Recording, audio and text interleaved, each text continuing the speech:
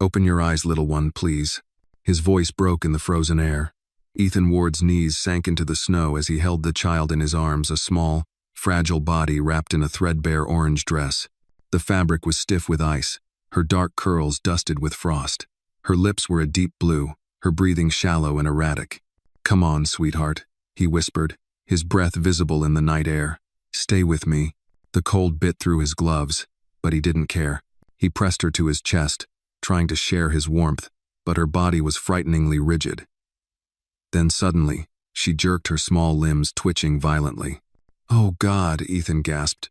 "No, no, no." Her teeth chattered uncontrollably, her eyes rolled back, and a faint moan escaped her throat. Her body began to tremble in short, sharp spasms, tiny, uncontrollable convulsions that terrified him. He looked around wildly. The empty street offered no help, no sign of life, only snow and silence. His heart raced as panic flooded through him. His hands shook so badly that he dropped his phone in the snow, fumbling to grab it again with frozen fingers. 911. He finally shouted into the phone, his voice shaking. "There's a little girl, she's freezing. She's having some kind of seizure. Please. Hurry. Please." The operator's calm tone felt unreal, detached. "Sir, stay with her, keep her warm, wrap her in something thick. Do not shake her." Ethan's mind went blank. He tore off his own coat and wrapped it tightly around her trembling frame. Her arms stiffened, then went limp. Her head rolled against his shoulder, and for one terrifying second, he thought she had stopped breathing. "Come on, sweetheart." His voice broke again. "Breathe. You hear me? Just breathe." Her small chest rose weakly, then fell. Relief mixed with raw fear. He pressed her closer, trying to shield her from the brutal wind, whispering nonsense through his chattering teeth. "You're gonna be all right, I promise. You're gonna be okay." The siren was faint at first, just a thread of sound weaving through the white noise of the storm. Ethan's entire body trembled, part from cold, part from sheer panic. His heart hammered against his ribs. He looked down and saw ice forming along the edges of the child's eyelashes, her breath slowing again. He didn't think, he just acted. He started rubbing her small hands between his own, desperate to create friction, life, anything. "Come on, kid. Stay with me. Don't you dare give up." The ambulance lights finally cut through the snow, a harsh red glow flashing across the white street. Ethan stood, nearly slipping, waving both arms frantically. "Over here. Hurry." The paramedics rushed toward him, carrying equipment and blankets. "Male, mid-40s, found a child?" one asked quickly. "She's freezing. She was shaking. Now she's not. Sir, step back. We've got her." "No." They laid the girl on the stretcher, her tiny body wrapped in silver thermal sheets. One medic checked her pulse. "Weak, but there. She's hypothermic, possibly shock." Ethan couldn't move. His hands hung uselessly at his sides, still trembling. He stared as they worked, attaching monitors, covering her face with an oxygen mask. He wanted to help, but his legs felt like they belonged to someone else. "Sir," one paramedic said, glancing at him. "You coming with us?" Ethan blinked. Can I? Let's go. We'll need details on what happened." He climbed into the ambulance, his shoes soaked through, snow melting down his collar. The warmth inside was sharp and chemical, full of beeping monitors and clipped voices. Ethan sat beside her, watching the colorless rise and fall of her chest under the blanket. Her eyelids fluttered slightly, then stilled again. "What's her name?" a medic asked. "I don't know," Ethan said softly. His throat was dry. "I just found her like that." The medic nodded and focused back on the child. Ethan gripped the edge of the seat, knuckles white. The siren screamed through the city, bouncing off the glass and steel. He felt like he was in a dream he couldn't wake from. When they reached the hospital, everything blurred. Bright lights, nurses shouting codes, the hiss of oxygen. They wheeled the girl away, and Ethan stumbled after them until a nurse stopped him gently. "Sir, you can't come in here. Please wait outside." He nodded numbly and sank into a chair in the hallway. The scent of antiseptic filled the air. His shirt clung to his skin, soaked and freezing. Time slowed into a long, unbearable silence. After what felt like forever, a nurse approached. She carried a small, damp piece of paper in a gloved hand. "We found this in her pocket." Ethan took it carefully. Childish handwriting, shaky but legible. "My name is Anna. My mommy is Nyla Brooks." The world seemed to tilt. Nyla Brooks. The name hit him like a hammer. He hadn't spoken it aloud in 7 years. Sometimes life brings us back to the people we thought we'd lost forever. What would you do if fate gave you a second chance like Ethan's? Share your thoughts in the comments, tell us where you're watching from. And if this moment moved you, don't forget to like the video and subscribe for more stories that touch the heart. "Do you know her?" the nurse asked gently. He couldn't speak. His mouth opened, but nothing came out. Images rushed through him. Nyla, laughing under Detroit streetlights, her hair smelling of rain and paint thinner, her voice whispering, "Don't be afraid to love me." Ethan. He had been afraid. He'd chosen safety, wealth, reputation, all the things that now felt meaningless. The nurse spoke again. "She's here too, Nyla Brooks. Same last name, admitted 2 weeks ago. Domestic violence case. She's in a coma." He froze. "Here? In this hospital?" She nodded. "Room 314. The hallway tilted slightly as he stood. "Can I see her?" "Just for a few minutes," the nurse said softly. He followed her through the sterile maze of corridors until they reached the room. Nyla lay still beneath the dim light, the rhythmic beep of a heart monitor filling the silence.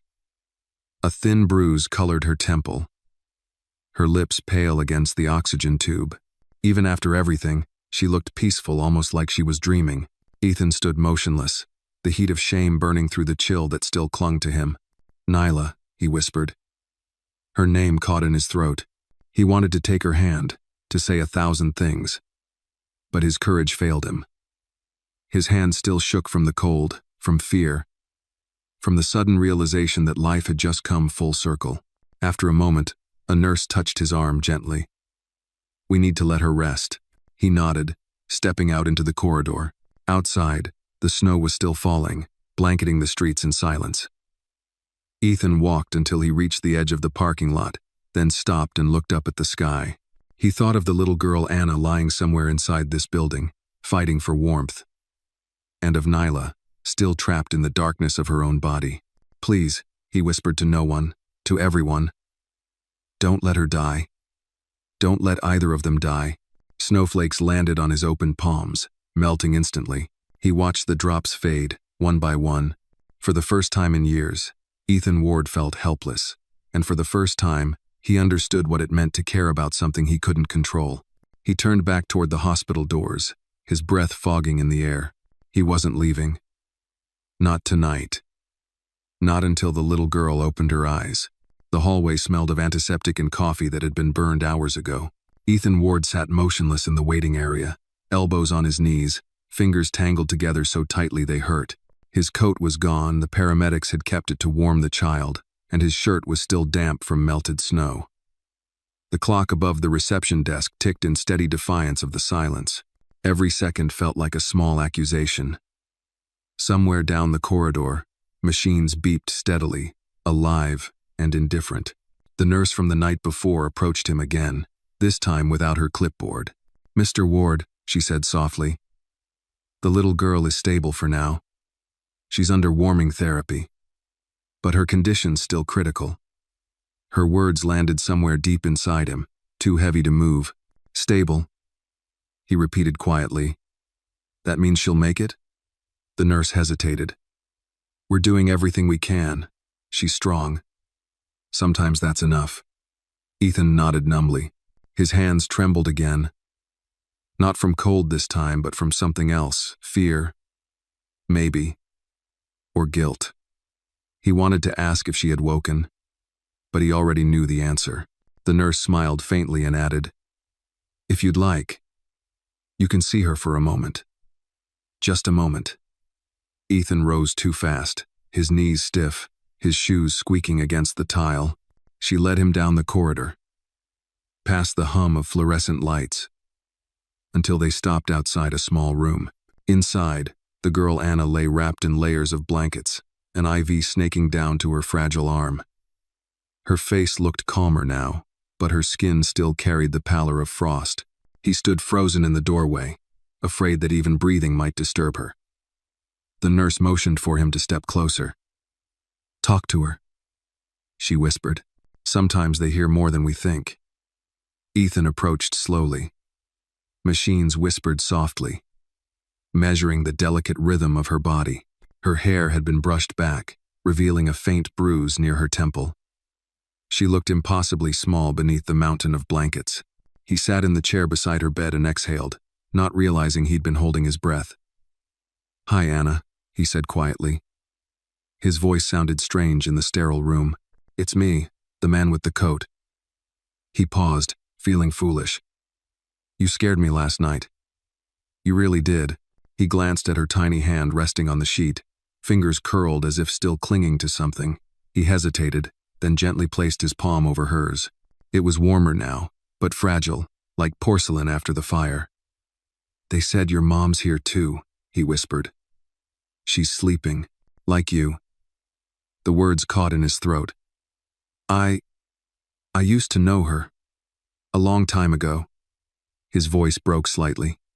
"She was the kindest person I ever met." He stayed like that for several minutes, saying little things about the snow, the sirens, the way she'd fought through the cold. He didn't know if she could hear him, but he couldn't stop talking. Silence felt unbearable. The nurse eventually returned and gently touched his shoulder. "We need to run more tests," she said. "You can come back later." Ethan nodded and stood, reluctant to let go of the small hand he was holding. "She'll make it," the nurse said again. "Perhaps for his sake. Kids surprise us all the time." Out in the corridor, the smell of coffee hit him again. He followed it to a small vending area, fed a few bills into the machine, and stared blankly as it poured a thin stream of bitterness into a paper cup. The hospital felt timeless every hour, the same gray light. He checked his phone. Dozens of missed calls from his assistant, his company's board, his lawyer, meetings canceled, deadlines missed. None of it mattered, not now. He silenced the phone and slipped it into his pocket. He turned when he heard footsteps. Sarah Langley, the social worker assigned to Anna's case, introduced herself briskly, a woman in her 40s with calm eyes and the kind of voice that didn't waste words. "Mr. Ward, I'm with Cook County Family Services," she said. "I understand you were the one who found the child." Ethan nodded. "Yes, last night." "Thank you for that." Most people wouldn't have stopped. Her tone was polite but professional, her eyes already assessing. "Do you know her family?" Ethan hesitated. "I might. Her mother's name is Nyla Brooks."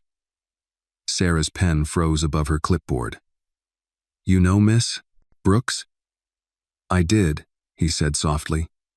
"Years ago." She studied him for a long moment, then wrote something down. "Well, Miss Brooks is still in a coma. The child has no listed relatives.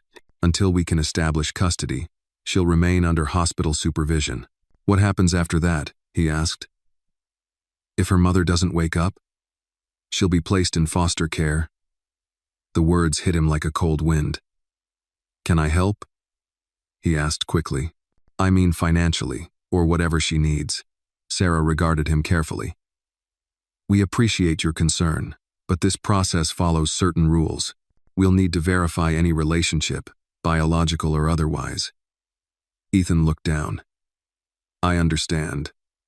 Her tone softened slightly. "Mr. Ward, I don't know what happened between you and Miss Brooks, but right now, that little girl needs stability more than anything. If you want to help, be patient. Stay close." "I will," he said, and he meant it. Hours later, after Sarah left, Ethan found himself drawn back to the pediatric ward. The hallway lights were dimmer now, quieter, the hum of machinery almost soothing. He stopped outside Anna's room again, watching through the glass. Her tiny chest rose and fell in steady rhythm. Relief washed through him until suddenly her monitor beeped faster. A nurse rushed in, checking her vitals. Ethan froze. "Is she okay?" he asked from the doorway. The nurse didn't look up. She's fine, just startled. Sometimes their bodies react when temperature adjusts. Ethan nodded, but his heart wouldn't slow. The near panic from the night before surged again, that helpless terror of seeing her convulse in the snow. He stayed there until the nurse finished and left. Then he stepped closer, lowering himself into the chair once more. The light above her bed cast soft shadows on her face. He could see traces of Nyla there, the curve of her lips. The same shape of eyebrows. 7 years hadn't erased the memory. He whispered almost to himself, "You've got her strength. You're a fighter, aren't you?" His phone buzzed again. Another message from his assistant. "Press waiting. Are you okay?" He ignored it. What could he possibly say? That everything he'd built felt meaningless now? That a 6-year-old girl had reminded him of the one thing he'd spent years trying to forget? He leaned back, exhausted. Snowflakes drifted past the window, melting before they hit the glass.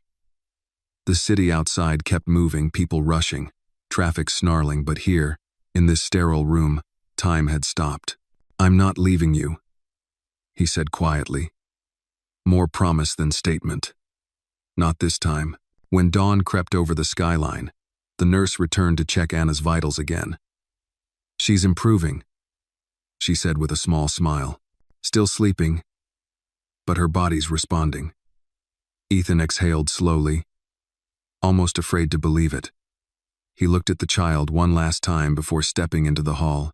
The coffee machine hummed again in the distance. The first real light of morning touched the windows, soft and cold. He whispered, almost to himself, "Thank you." Then he straightened his shoulders and walked toward the elevator that would take him to the 3rd floor to room 314, where Nyla Brooks still slept. He wasn't sure what he'd say when he saw her again. Maybe nothing, maybe everything. But he knew one thing with absolute certainty. He wasn't running anymore. The elevator doors opened with a quiet chime. Ethan stepped out onto the 3rd floor, where the lights were dimmer and the air smelled faintly of antiseptic and plastic. The hallway was nearly empty except for a janitor mopping near the end and the occasional echo of a machine beeping behind closed doors. Room 314 was halfway down. He stopped at the door, his pulse loud in his ears. Through the narrow glass window, he could see her. Nyla Brooks lay motionless, her skin pale against the hospital sheets, her hair braided neatly down one side. The bruises on her face were fading now, yellow at the edges, but still visible. The monitors beside her pulsed a steady rhythm. For a moment, Ethan couldn't make himself cross the threshold. His hands hung uselessly at his sides. 7 years ago, he'd walked away from this woman, from the laughter, from the color she brought to his world. Now she lay there, silent, the air around her filled with the sound of machines doing the work her body could not. He stepped inside quietly, afraid to disturb something fragile. "Hey," he whispered. The word felt too small for the weight of the moment. "You probably can't hear me. It's been a long time." He pulled a chair close to the bed and sat down, his eyes tracing the familiar shape of her hands. There was a small scar on her left wrist, a faint reminder of the day she'd cut herself opening a box of art supplies. He'd teased her for being careless, and she'd laughed, saying, "Maybe I was distracted by you." The memory hurt now, sharp and clear, like glass. "They said you were attacked," he murmured. "That he hurt you." He swallowed hard. "I should have been there.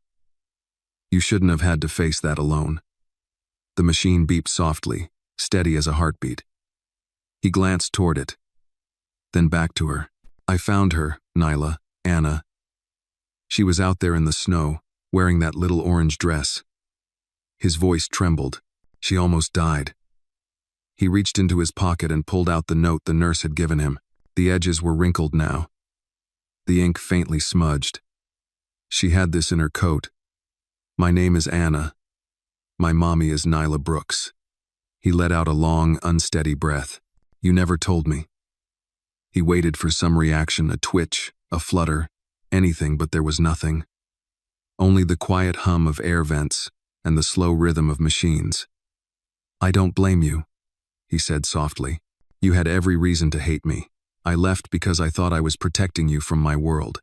The truth is, I was protecting myself from love, from what people would say, from what my family thought. He smiled sadly. My father used to say, people like us don't mix with people like her. I was too young, too stupid to realize how wrong that was. He leaned forward, elbows on his knees. You were everything I wasn't.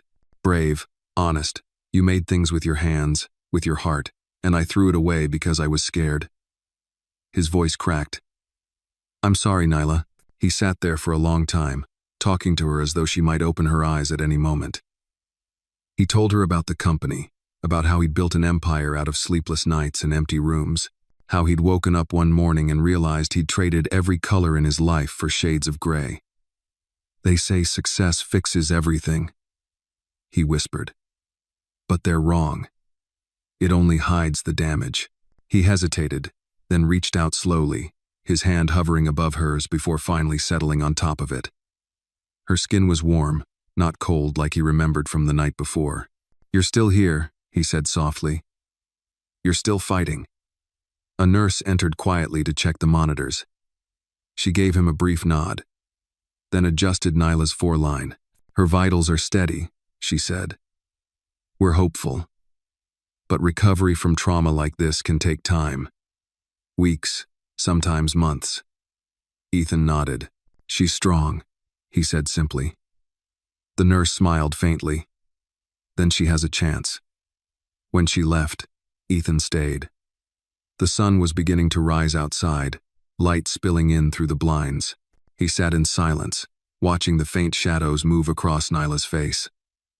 He wanted to believe she could hear him, that some part of her knew he was there. I'm going to take care of her, he said quietly. Of Anna, of you. I don't know how yet, but I'll find a way. He stood finally, his legs stiff. He didn't want to leave, but there were things to do, papers to sign, doctors to talk to, a child who might wake up and ask for her mother. As he turned toward the door, he heard it a faint sound, almost nothing. He froze, then looked back. Nyla's fingers twitched slightly, just once, barely visible. His heart leapt. Nyla? He whispered. He took a step closer, staring at her hand. But it was still again. The monitors beeped as calmly as before. Maybe he'd imagined it. Still, hope lit something in his chest he hadn't felt in years. I'll come back, he said softly. I promise. In the hallway, the world felt sharper, brighter. The hospital staff were changing shifts. The air smelled of fresh coffee and disinfectant. Ethan made his way back to the pediatric floor. The nurse at the counter looked up. Good morning, Mr. Ward. She's still asleep, but she's stable. Thank you, he said. His voice carried the faintest tremor of relief. He went to the window outside Anna's room and watched her from there. Her small chest moved in gentle rhythm. The color was returning to her cheeks. She was safe. For now, he placed his hand on the glass, as if to bridge the distance between them. In that moment, he knew his life had changed completely. The man who once ruled corporations and markets had been undone by a 6-year-old girl and the woman he had once loved. And for the first time, it didn't feel like loss. It felt like a beginning. Ethan barely slept that night. The hotel room across from the hospital felt more like a waiting chamber than a place to rest. The city hummed faintly beyond the frosted windows, but his mind stayed fixed inside that sterile building on the woman who hadn't woken, and the child who hadn't yet opened her eyes. He lay awake until dawn, staring at the ceiling, replaying every second of the last 24 hours. The snowstorm, the girl's small convulsing body, the faint twitch of Nyla's fingers. By sunrise, his pillow was cold, untouched by sleep. When he returned to the hospital, the day was already in motion. Nurses walked briskly through the halls, the air filled with the soft chime of carts and machines. He stopped first at the pediatric ward. A nurse he didn't recognize smiled politely when she saw him. She's still resting, she said. Vitals are improving. Ethan exhaled, his shoulders sagging. Thank you, Can I? You can sit with her for a few minutes. She might respond to voices soon. He nodded and stepped quietly into the room. Anna lay just as before, wrapped in layers of white and pale blue. The IV still dripped steadily, and her tiny fingers twitched occasionally against the sheets. But her color was better, less gray, more alive. Ethan sat in the same chair as yesterday, his hands folded tightly together. "Hey there," he said softly. "It's me again." The man with the coat. The words sounded ridiculous, but they steadied him. He looked at the child's face, the small crease between her eyebrows, the faint curl of her lashes. She looked so much like Nyla it made his chest ache. "You know," he continued quietly, "your mom once painted me in orange. I told her it wasn't my color, but she said it was the color of warmth, of courage. Said people only wore gray when they were afraid." He chuckled softly, shaking his head. "Guess I've been wearing gray a long time." The monitor hummed its steady rhythm. He sighed. "They told me your mom is strong. I think you are, too. Maybe stronger than both of us combined." A faint sound interrupted him, so quiet he thought he imagined it.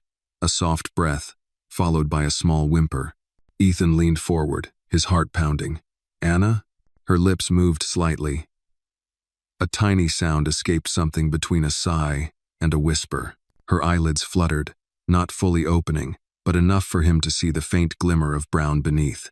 "Oh, thank God," he breathed. He pressed the call button, his voice shaking as the nurse hurried in. "She's trying to wake," Ethan said. The nurse nodded, moving swiftly, checking her pulse, adjusting the IV. "She's responding well. Just keep talking to her." He swallowed hard, leaning close. "You're safe now, little one. You're okay." The girl stirred faintly, her fingers curling toward his hand. The touch was feather-light, but real. Ethan felt his throat tighten. "She knows your voice," the nurse murmured. He stayed like that for a long while, whispering fragments of comfort until Anna slipped back into light sleep. When the nurse asked him to step out, he did so reluctantly, his pulse still racing. In the hallway, he caught sight of Sarah Langley, the social worker, walking toward him with her clipboard. Her gaze was sharp as always, but softer now. "You've been here every day," she said. "That's not typical for someone with no obligation." Ethan gave a tired smile. Maybe obligation isn't the right word. Then what is? Guilt? Hope? I'm not sure yet. She studied him for a moment. "You mentioned yesterday that you knew her mother." "I did," he said. "I loved her." The words came out before he could stop them. Sarah's eyebrows lifted slightly, but she didn't comment. "Then you know there's a process here," she said carefully. "If her mother remains unconscious, we'll have to begin guardianship proceedings.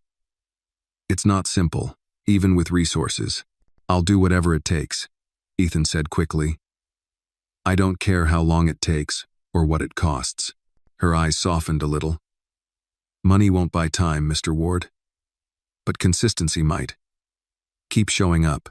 He nodded. "That's the plan." When she left, Ethan made his way back upstairs to room 314. The same nurse from yesterday was there, adjusting Nyla's monitors. She smiled faintly when she saw him. "She's holding steady. You can talk to her if you'd like." Ethan approached the bed slowly, the memory of that faint twitch in her fingers still fresh. He sat down beside her, his heart heavy but hopeful. "Nyla," he murmured. "Anna tried to wake up today. You'd be proud of her. She's tougher than I ever was." He studied her face, still beautiful even beneath the bruises. The light caught the faint shimmer of her braided hair. "You remember how you used to say winter was just another way for the world to start over? Maybe you were right. Maybe this is our winter. And maybe this time, I don't run." His voice grew softer.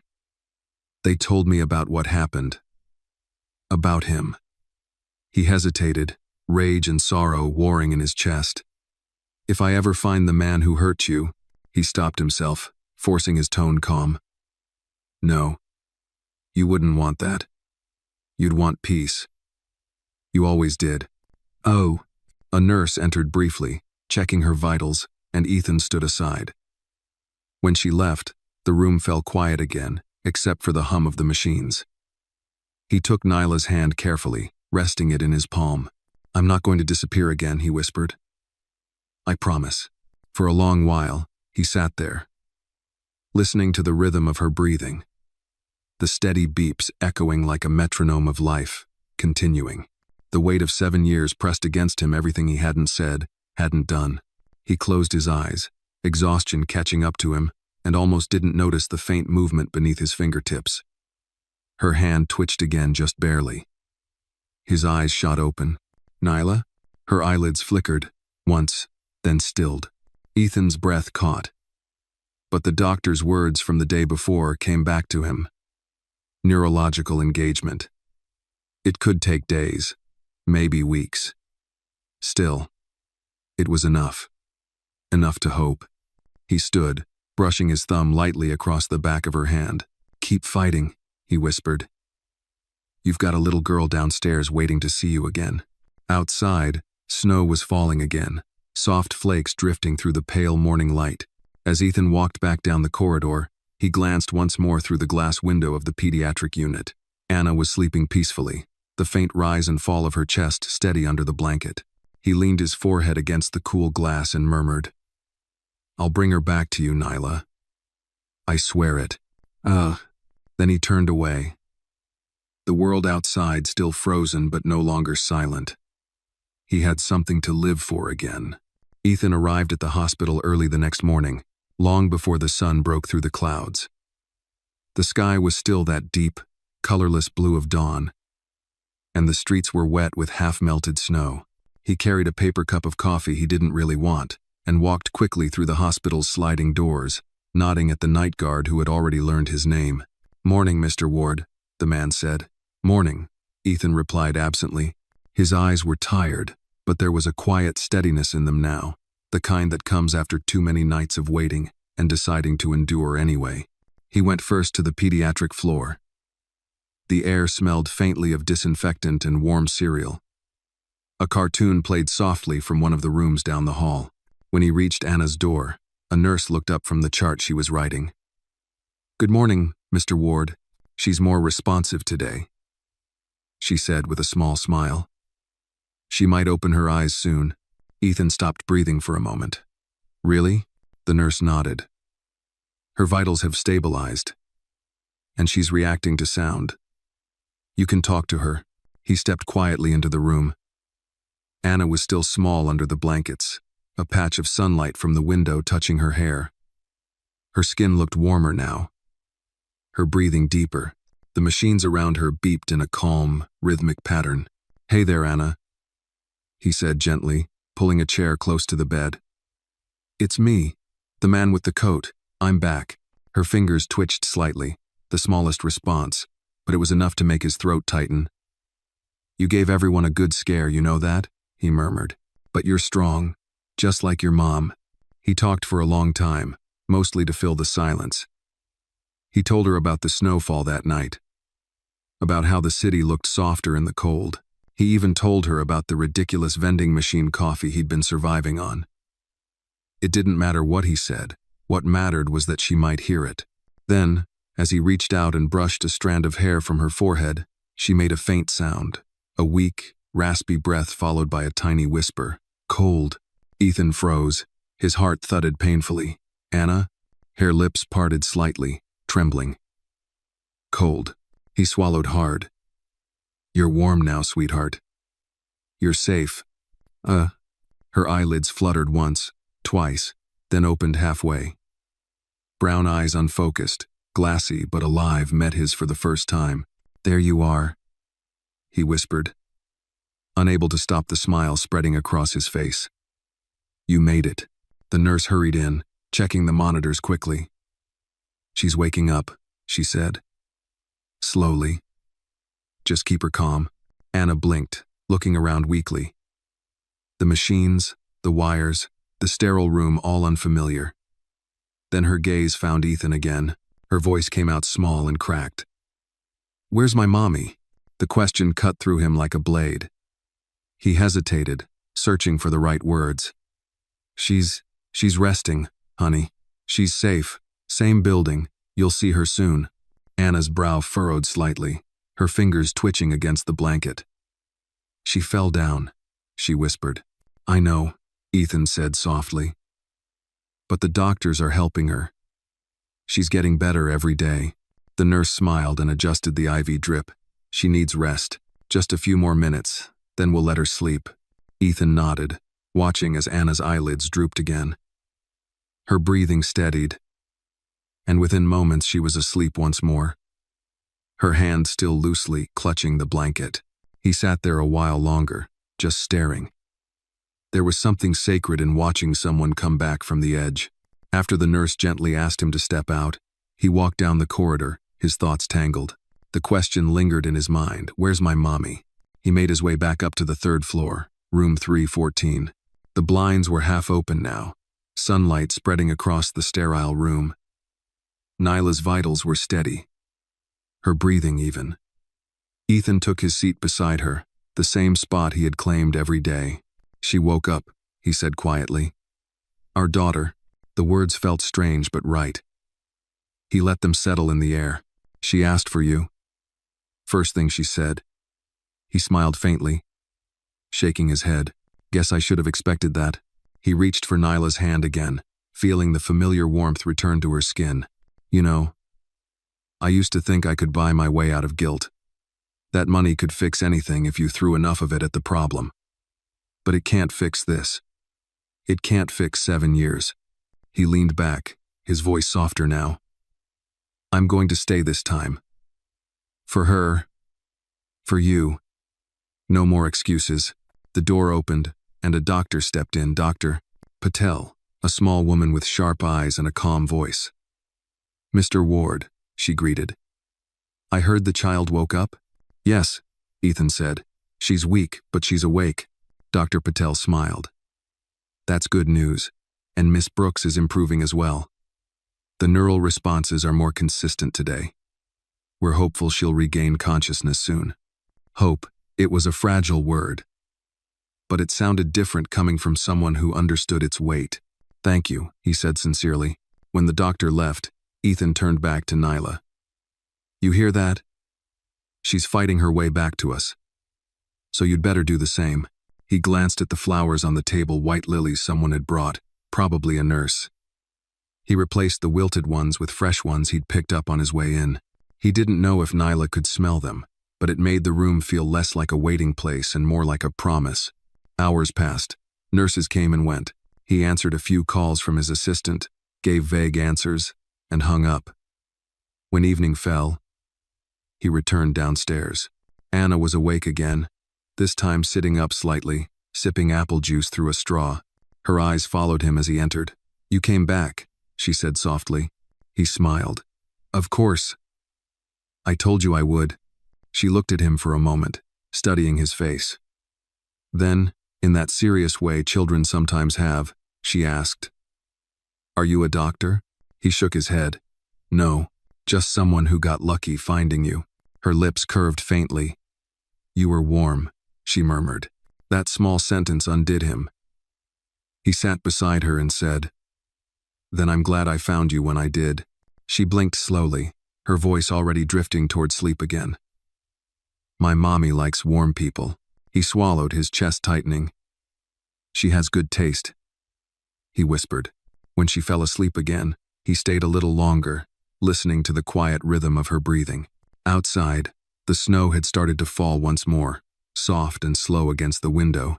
Ethan looked between the two rooms, the child and her mother, and felt the faintest stirrings of something he hadn't dared believe in for years. Redemption. The snow outside turned to rain overnight, melting what was left of the winter storm. When Ethan returned to the hospital the next morning, the city seemed quieter, calmer. It was as though the world itself had exhaled after holding its breath for days. He carried a bag with 2 things inside. A small stuffed bear for Anna and a notebook he hadn't opened in years. It was Nyla's. The one she had left behind when she moved out of their shared apartment, pages filled with sketches of faces, hands, and small moments of beauty that Ethan hadn't appreciated then. He stopped first at the pediatric ward. The nurse on duty recognized him instantly and smiled. She's been awake most of the morning, she said. Talkative, too. Ethan's heart lifted. Talkative is good, the nurse chuckled. She's been asking for pancakes. We don't usually get that kind of appetite from recovery patients. He stepped into the room. Anna was sitting up now, a pale yellow blanket around her shoulders. Her hair was still messy, curls puffing around her face, but her eyes were clear and bright. She looked up at him with a small, cautious smile. You came back again, she said. I told you I would, Ethan replied softly. He placed the stuffed bear on the edge of her bed. Thought you could use a friend. Anna's eyes widened as she reached for it. He's soft. His name's up to you, Ethan said. She pressed the bear to her chest and thought for a moment. Maybe. Marshmallow. Ethan grinned. Perfect. For the next few minutes, they talked quietly. She asked about the weather, about whether it would snow again, about the vending machine coffee he was holding. You shouldn't drink that, she said seriously. My mommy says it makes people grumpy. He laughed a real laugh, the first in what felt like years. Your mom's probably right. At the mention of her mother, Anna's eyes dimmed slightly.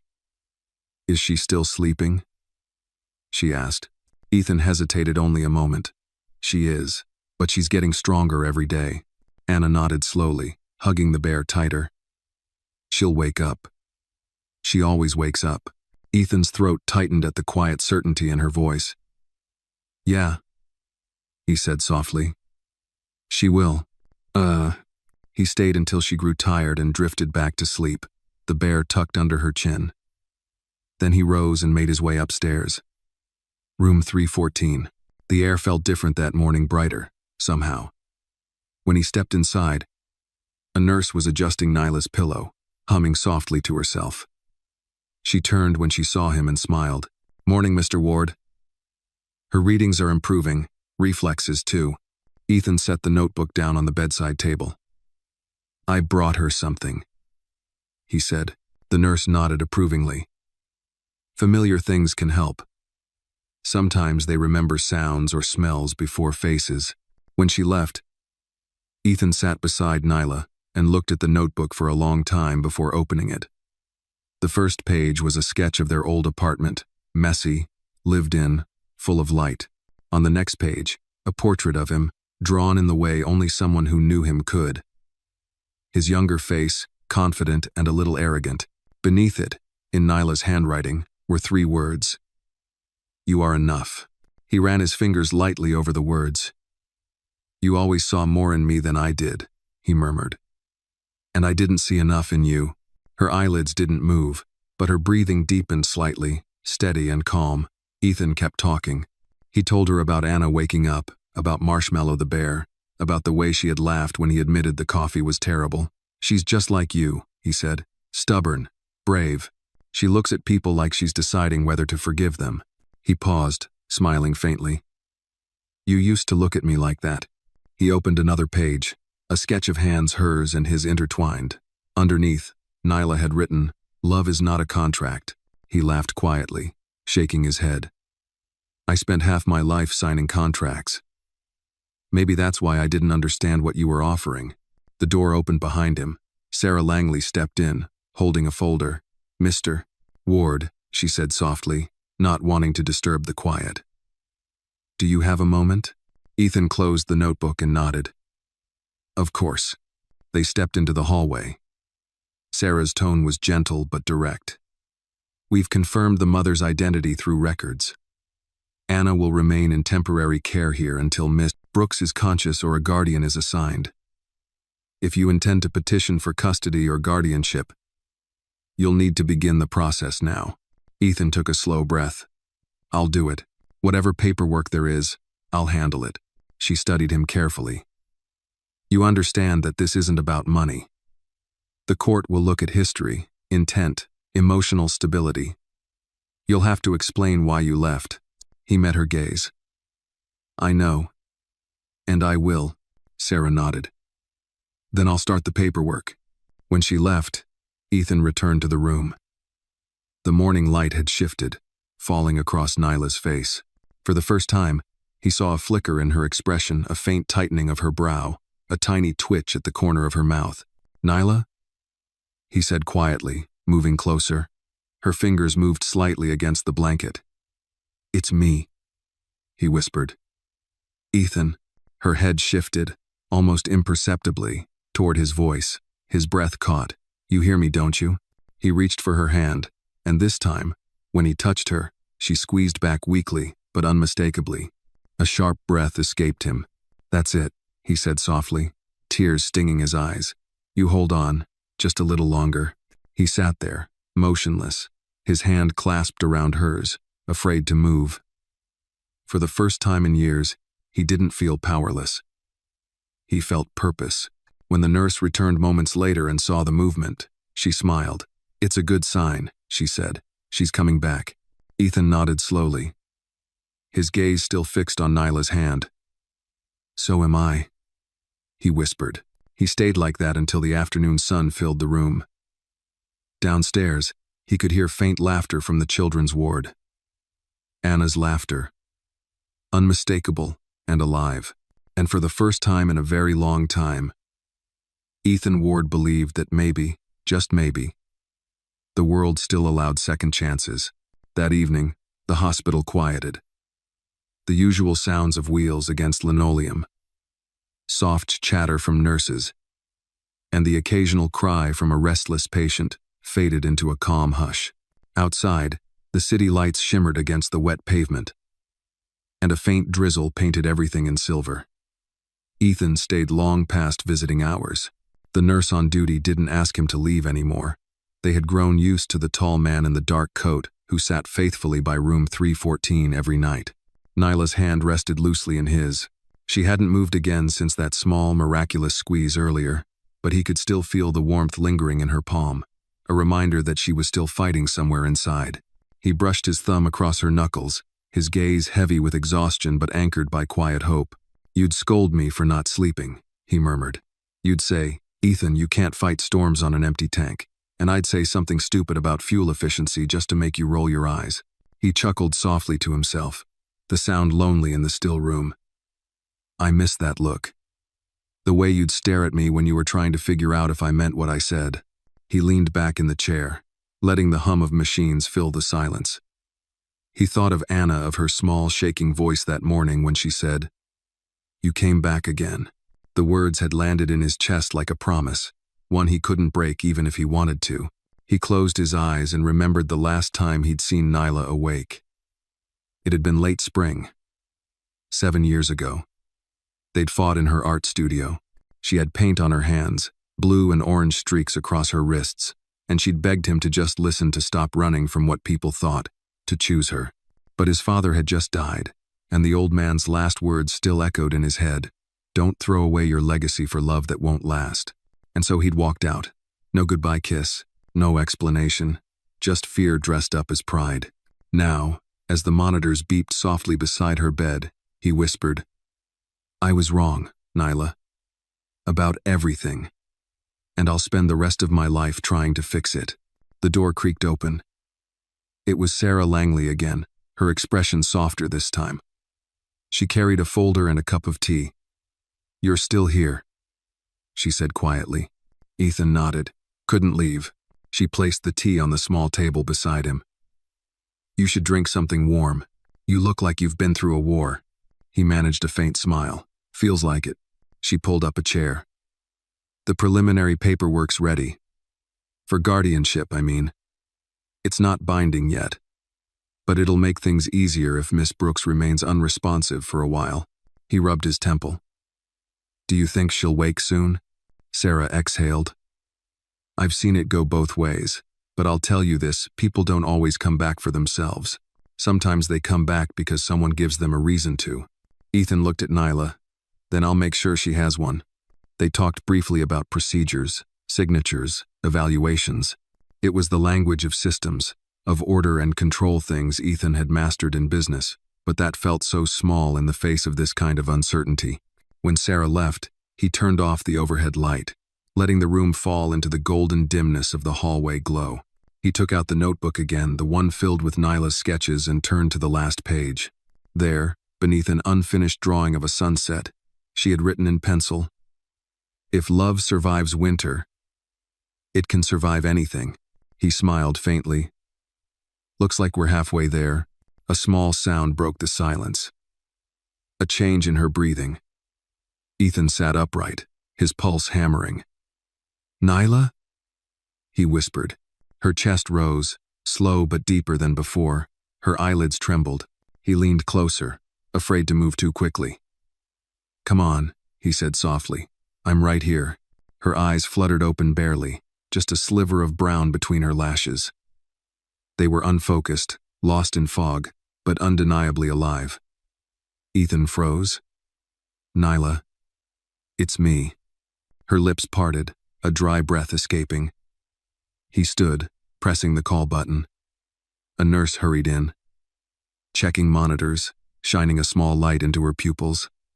She's trying to wake, the nurse said. Keep talking to her. Ethan took her hand again. You're safe, he whispered. Anna's safe. I found her. Her brow furrowed slightly, as if the name reached somewhere deep. Anna? The voice was hoarse, barely audible. Yes, he said quickly, his eyes stinging. Your little girl. She's here. She's okay. Nyla's lips moved again, struggling with words that wouldn't quite come. A tear slipped from the corner of her eye. She's cold, she managed. Ethan shook his head gently, squeezing her hand. Not anymore. She's warm. I promise. The nurse adjusted her oxygen line, nodding to him. Keep her calm. Don't push her to talk yet. This is a very good sign. He stayed at her side long after the nurse left, barely daring to blink. Every few minutes her fingers moved again, weakly, but the connection between them felt electric, fragile, yes, but alive. I'm here, he whispered. You don't have to fight alone this time. When her breathing evened again, he sat back and finally allowed himself to exhale. Relief washed through him like warmth returning to numb skin. He spent the night in that chair, drifting in and out of light sleep. Once, he dreamed of Anna laughing under a tree, Nyla sitting beside her sketching the scene, and himself watching from a distance close enough to feel the sunlight, but not enough to touch it. When he opened his eyes, dawn was breaking, casting gold light across the bed. Nyla was still asleep, but the tension in her face had softened. She looked peaceful for the first time since he'd found her. Downstairs, he could hear the sound of children's voices in the ward, one of them, unmistakably, Anna's. She was awake, talking, alive. Ethan leaned forward, brushed his thumb across Nyla's wrist, and whispered, She's waiting for you. Then, for the first time in years, he smiled with something real behind it. Hope didn't feel like a distant dream anymore. It felt like morning. By mid-morning, the hospital was wide awake. The scent of brewed coffee mingled with the faint tang of disinfectant, and soft sunlight poured through the tall windows of the pediatric wing. Ethan carried 2 cups in one hand, a weak attempt at normalcy, and made his usual first stop, Anna's room. She was sitting up this time, propped against a pillow, the stuffed bear marshmallow tucked under one arm. The color in her face had deepened, and though she still looked small and fragile beneath the hospital blanket, her eyes were alive, curious, watchful. When she saw him, she smiled faintly. You came back again. I told you, Ethan said, setting the cup of warm milk on her tray. I'm not going anywhere. She squinted at his cup. That's coffee again, huh? He chuckled. You sound like your mom already. Her face softened at the mention of Nyla. Did she wake up? Ethan hesitated. She's trying. She opened her eyes a little last night. Anna's hands stilled on the bear. Really? Really? He said gently. She's getting stronger. You'll see her soon. The little girl nodded, though uncertainty flickered behind her expression. Sometimes, when I dream, I can hear her voice. She tells me not to be scared. Ethan felt something tighten in his chest. Then you listen to her. She's a smart woman. A nurse entered quietly, checking Anna's vitals and smiling when she saw the empty juice box by the bedside. She's been asking when she can eat pancakes again, the nurse said with a wink. Good sign, Ethan replied. She's already planning breakfast. Anna grinned shyly and leaned back against her pillow. Mommy always made pancakes on Sundays, with chocolate chips. She said it was our happy day food. Ethan's throat went dry. He remembered those Sundays, the smell of butter, the music Nyla always played in the background, the way she'd hum off-key but smile like she owned the world. He had been there once, before ambition had turned him into a ghost. "I'll tell you what," he said quietly. "When your mom's awake, I'll make you both pancakes. My first attempt might be a disaster, but I'll try." Anna giggled softly, covering her mouth. "Okay, but you can't burn them." He smiled, savoring the sound of her laughter. It felt like the first warmth of spring sneaking through winter's edge. When she started to grow sleepy again, he sat there in silence, watching the slow rise and fall of her chest. For a man who once built empires out of numbers, this tiny rhythm felt like the only thing in the world that mattered. After she drifted off, he stood and quietly left the room. Upstairs, the elevator doors opened with a soft ding, and he stepped once more into room 314. The nurse on duty turned as he entered. "Morning, Mr. Ward. You'll be happy to know she's shown more consistent responses today." Ethan's pulse quickened. "What kind of responses?" "Head movement, slight eye fluttering, reflexive reactions to sound." She adjusted Nyla's blanket and smiled faintly. Her body's fighting to wake up. "Good," he said, taking the seat beside her bed. "That's good."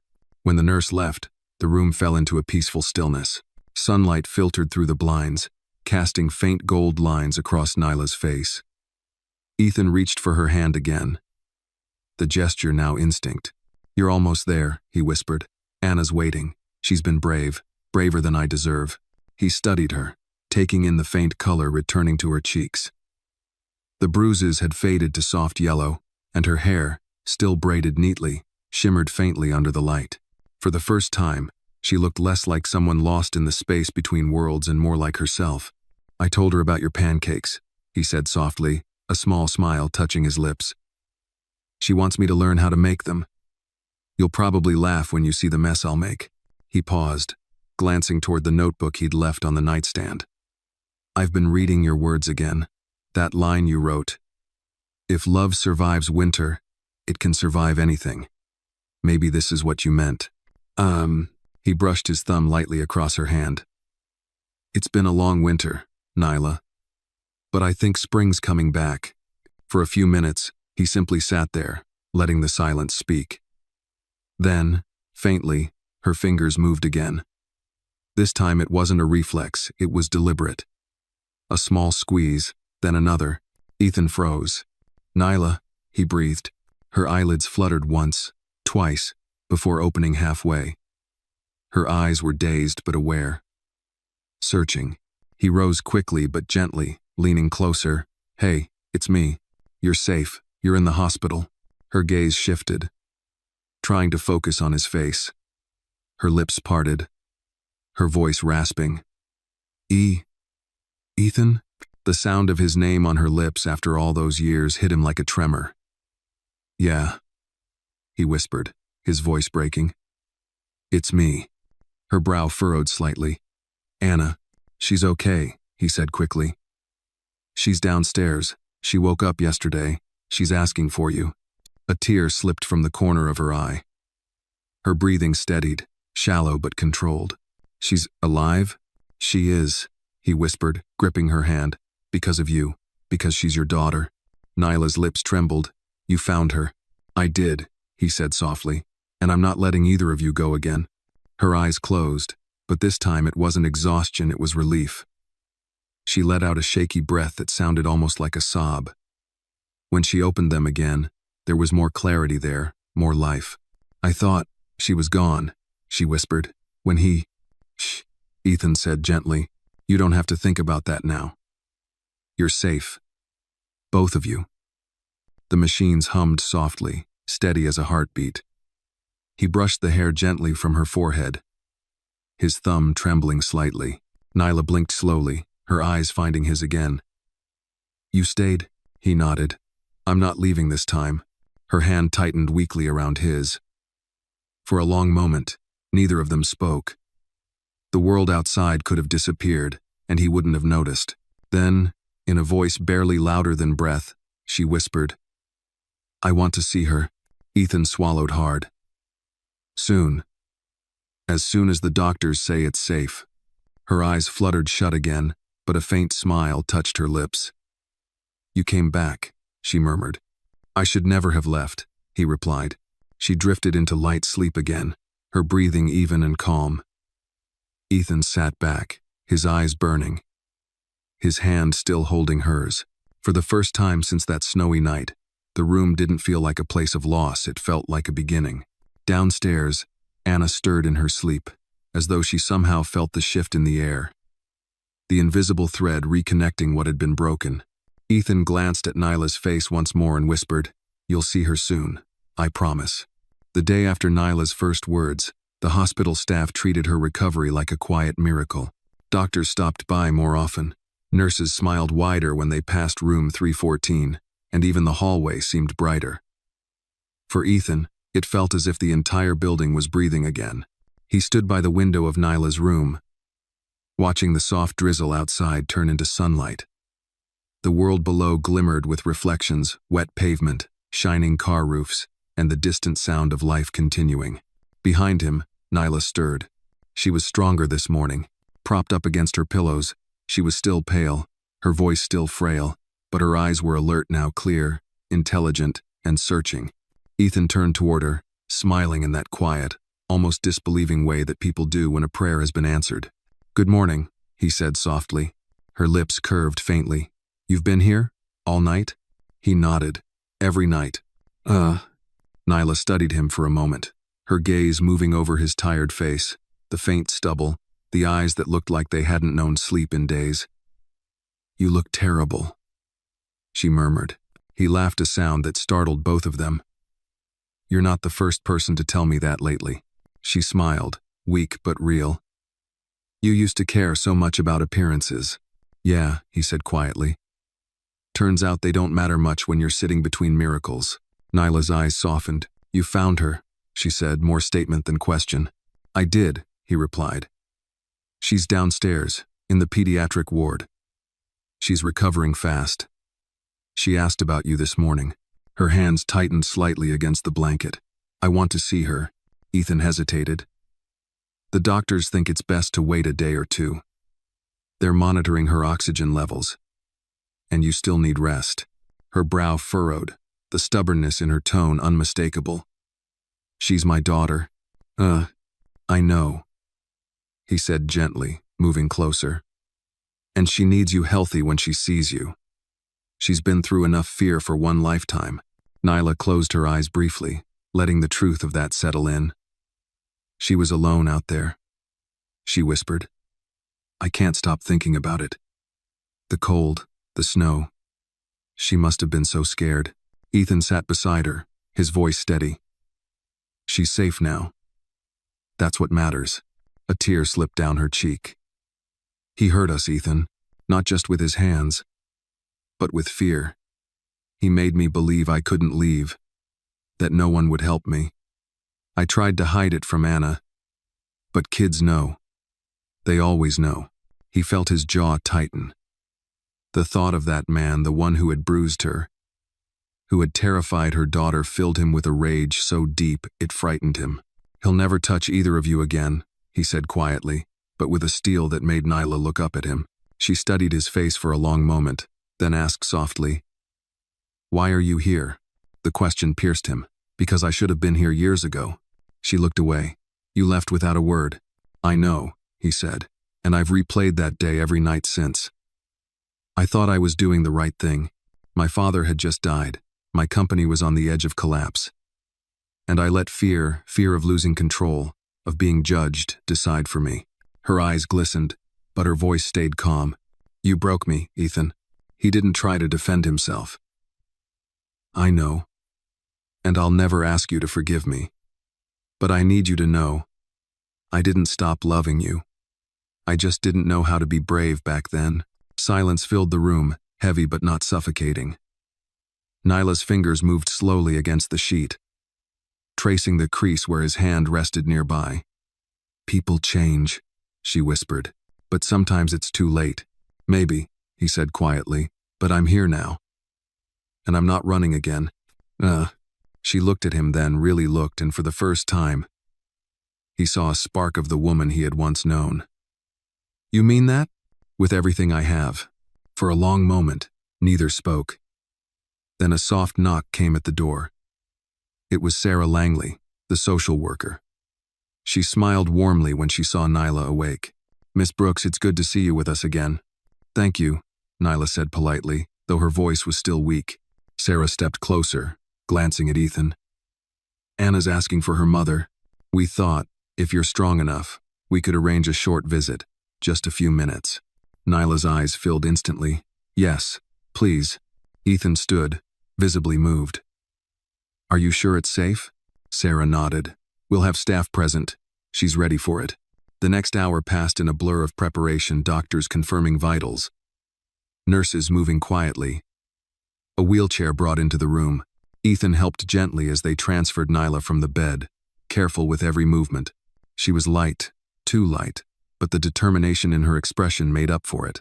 When they reached the pediatric ward, Anna was sitting upright, coloring in a book. She looked up as the door opened, her crayon freezing mid-stroke. "Mommy?" she whispered. The room went silent. Nyla's breath caught. Tears spilled freely now as she reached out a trembling hand. "Hey, baby." Anna slid off the bed, her bare feet touching the cold floor as she rushed forward.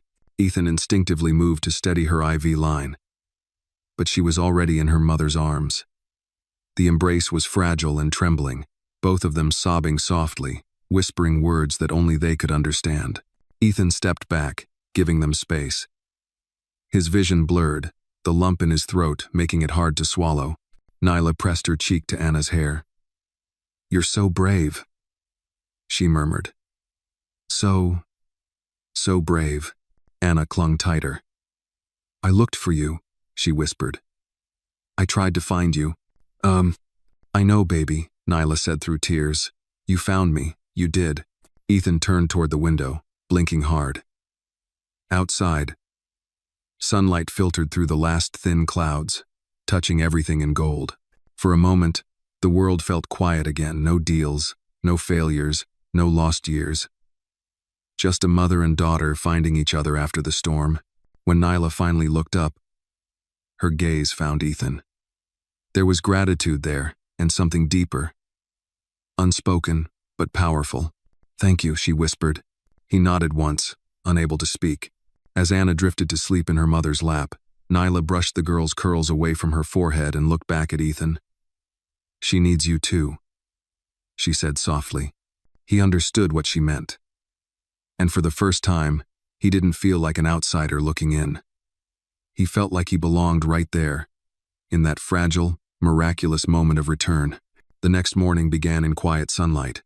For the first time in weeks, the air in the hospital didn't feel heavy, it felt alive. Ethan stood outside room 204, holding 2 cups of hot chocolate and a small paper bag of pancakes from the cafe down the street.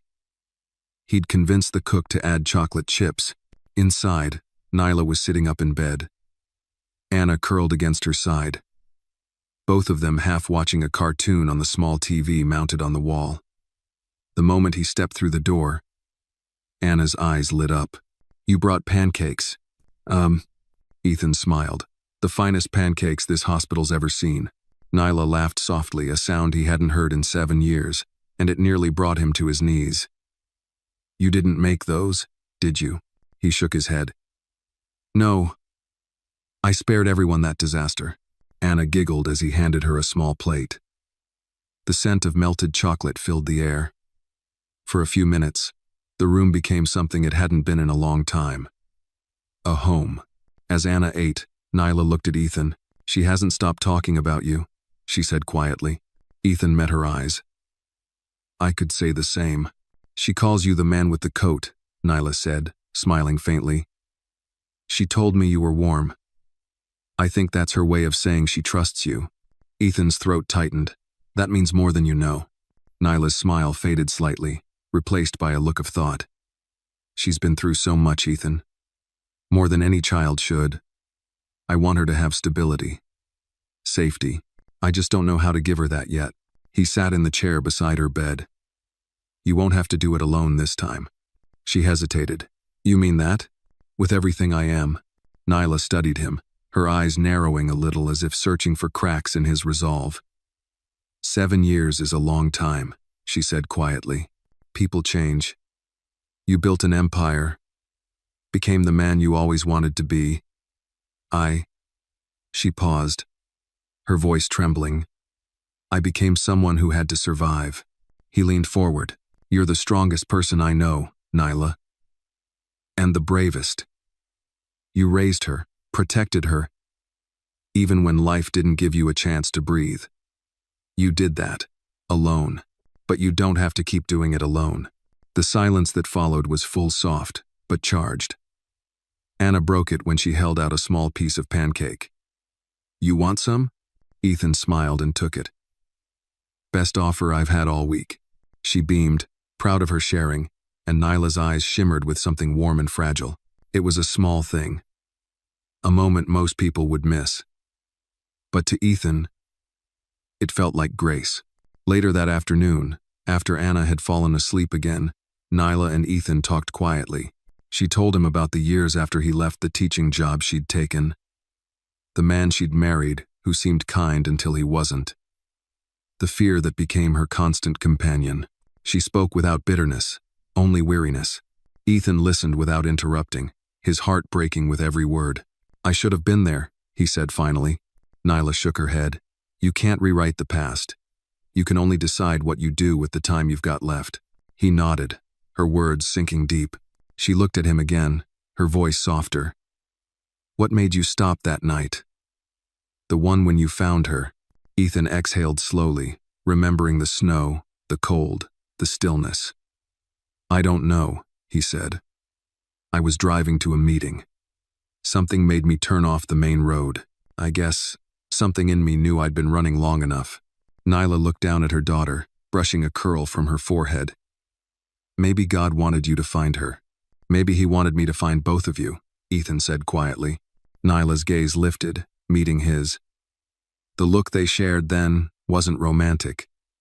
Not yet, it was something older, deeper. Recognition.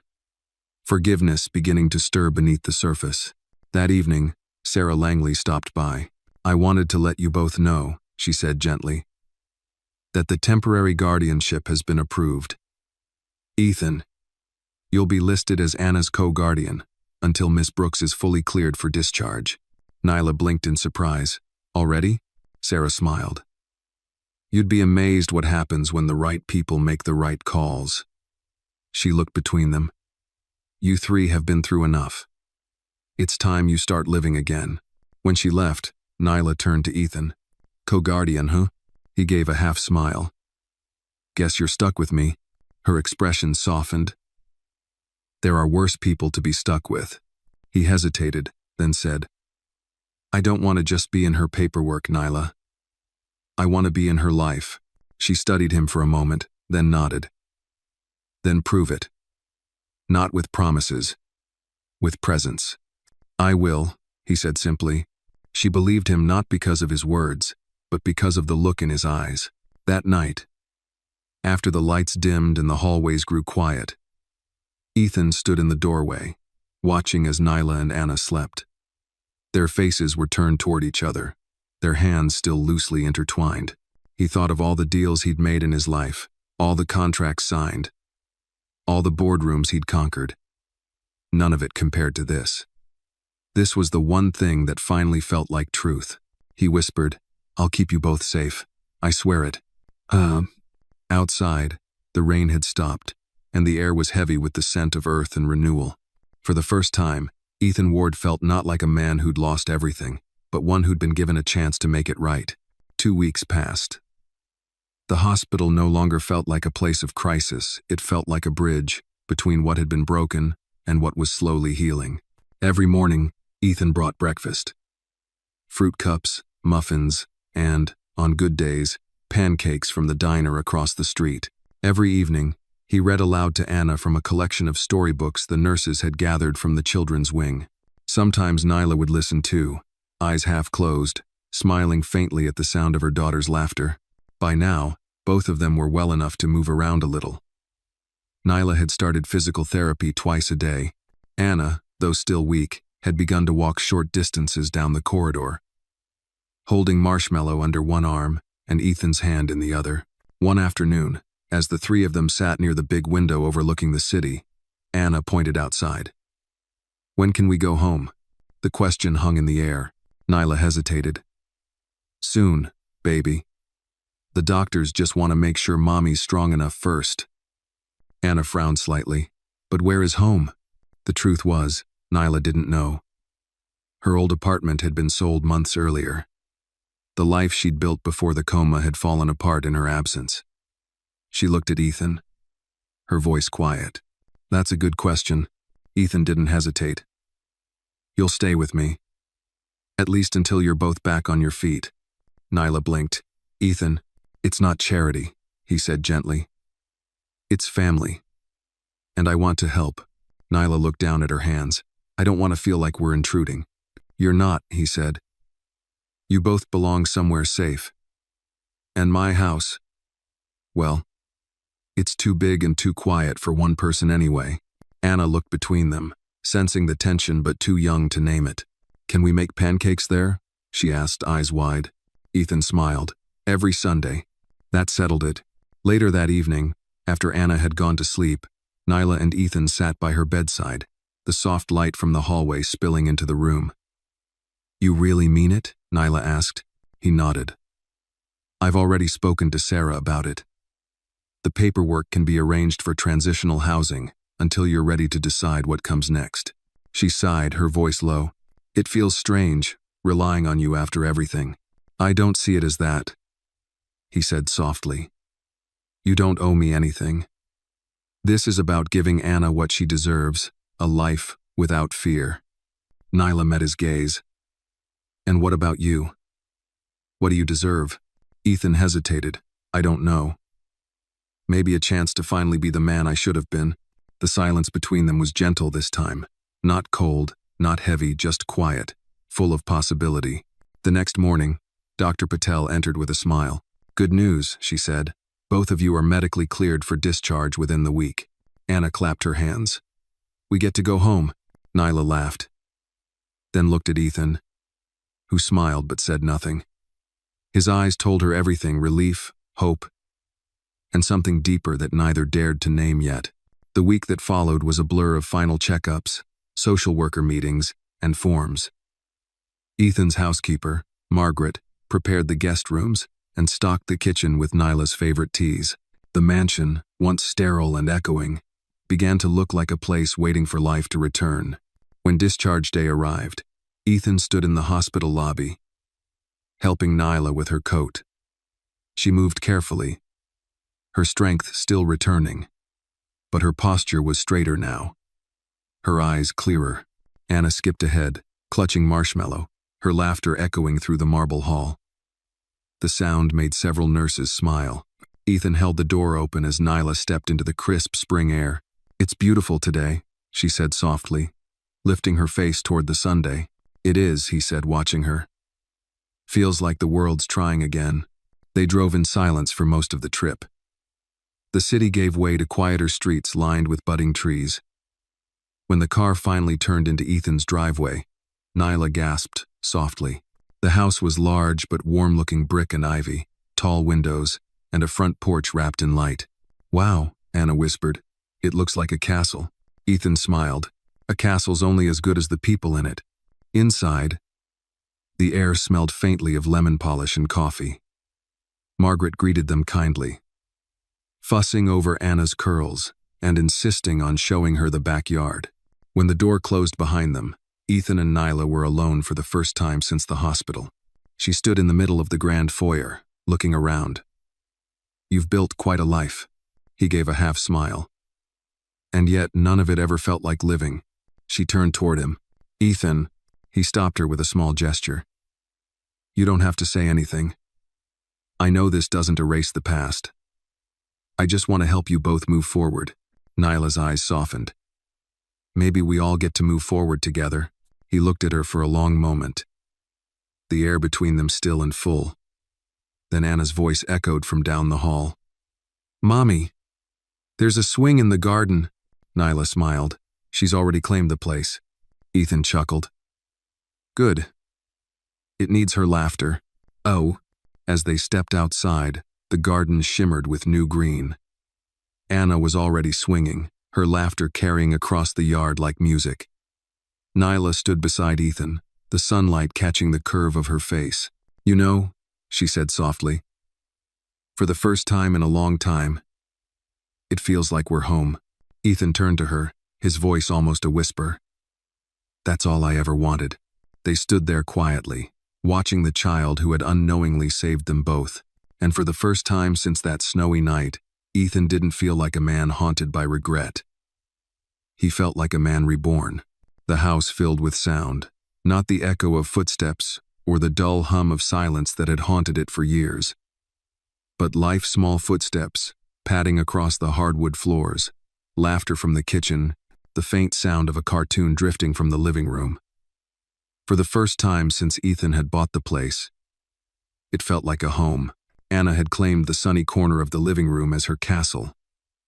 She spread her drawings across the floor, crayons scattered in wild colors, Marshmallow sitting proudly beside her as her royal advisor. Nyla sat nearby on the couch, sketchbook in her lap, her pencil gliding in soft, sure strokes. Ethan stood in the doorway for a moment, watching them, letting the quiet joy settle over him. He hadn't realized how much he missed this simple noise. Shared space, the sound of belonging. Something on your mind? Nyla asked without looking up. He smiled. Just trying to remember when this house ever felt this alive. She looked up, eyes warm but cautious. You mean before we moved in? He nodded. Before you moved in.